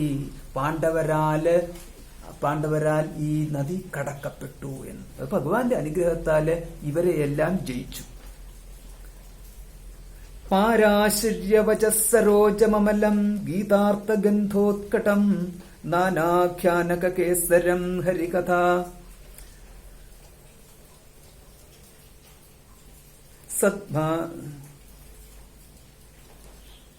സദ്ഭാനുതാം ബോധിതം ലോകേ സജ്ജന ഷട്പദൈരഹരഃ പേപീയമാനം മുദാ ഭൂയാത് ഭാരത പങ്കജം കലിമല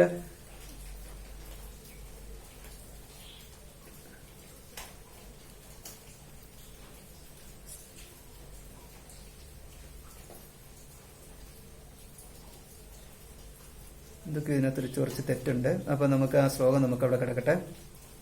മൂകം കരോതി വാചാലം പങ്കും ലംഘയത്തെ ഗിരിം യത്കൃപാതമഹം വന്ദേ പരമാനന്ദ മാധവം. മൂകം കരോതി വാചാലം പങ്കും ലംഘയത്തെ ഗിരിം.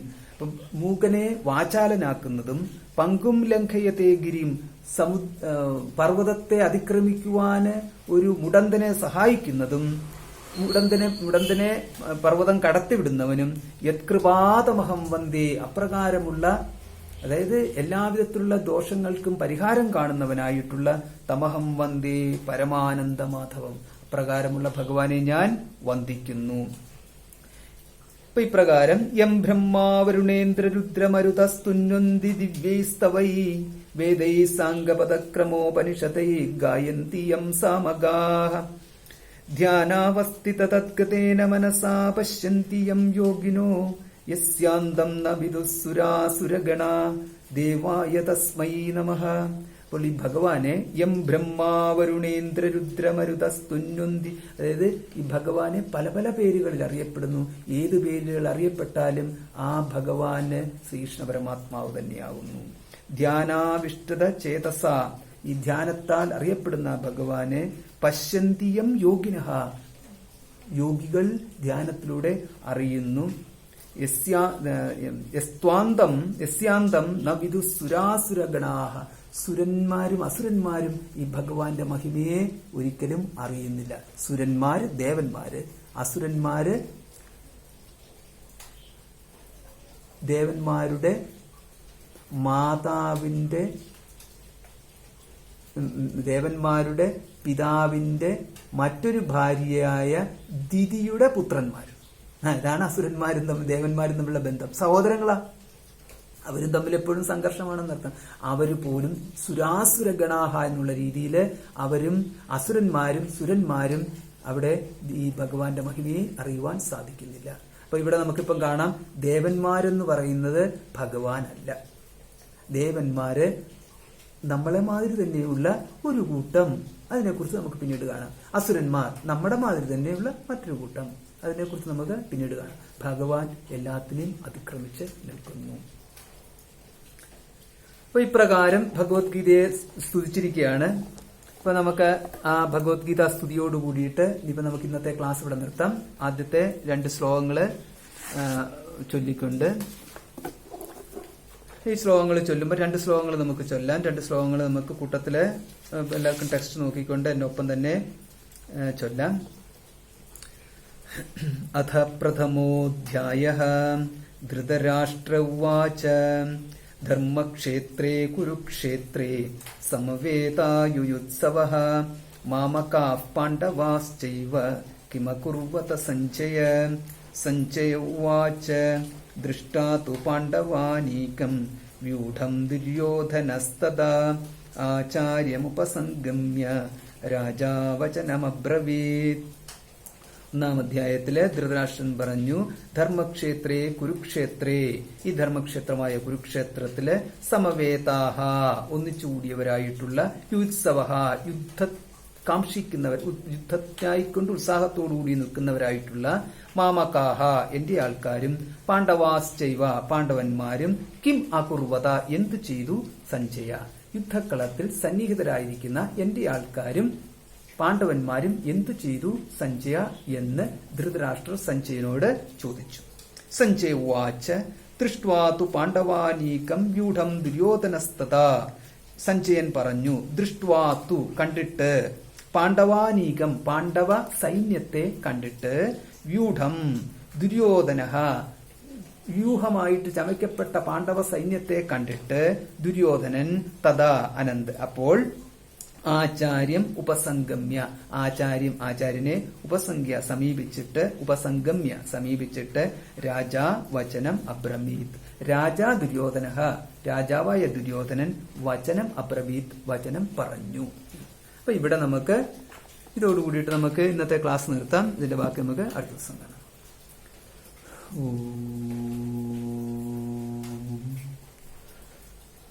പൂർണ്ണമതഃ പൂർണ്ണമിദം പൂർണ്ണാത് പൂർണ്ണമുദച്യതേ പൂർണ്ണസ്യ പൂർണ്ണമാദായ പൂർണ്ണമേവാവശിഷ്യതേ. ഓം ശാന്തി ശാന്തി ശാന്തി. ഹരി ഓം. ശ്രീ ഗുരുഭ്യോ നമഃ. ഹരി ഓം.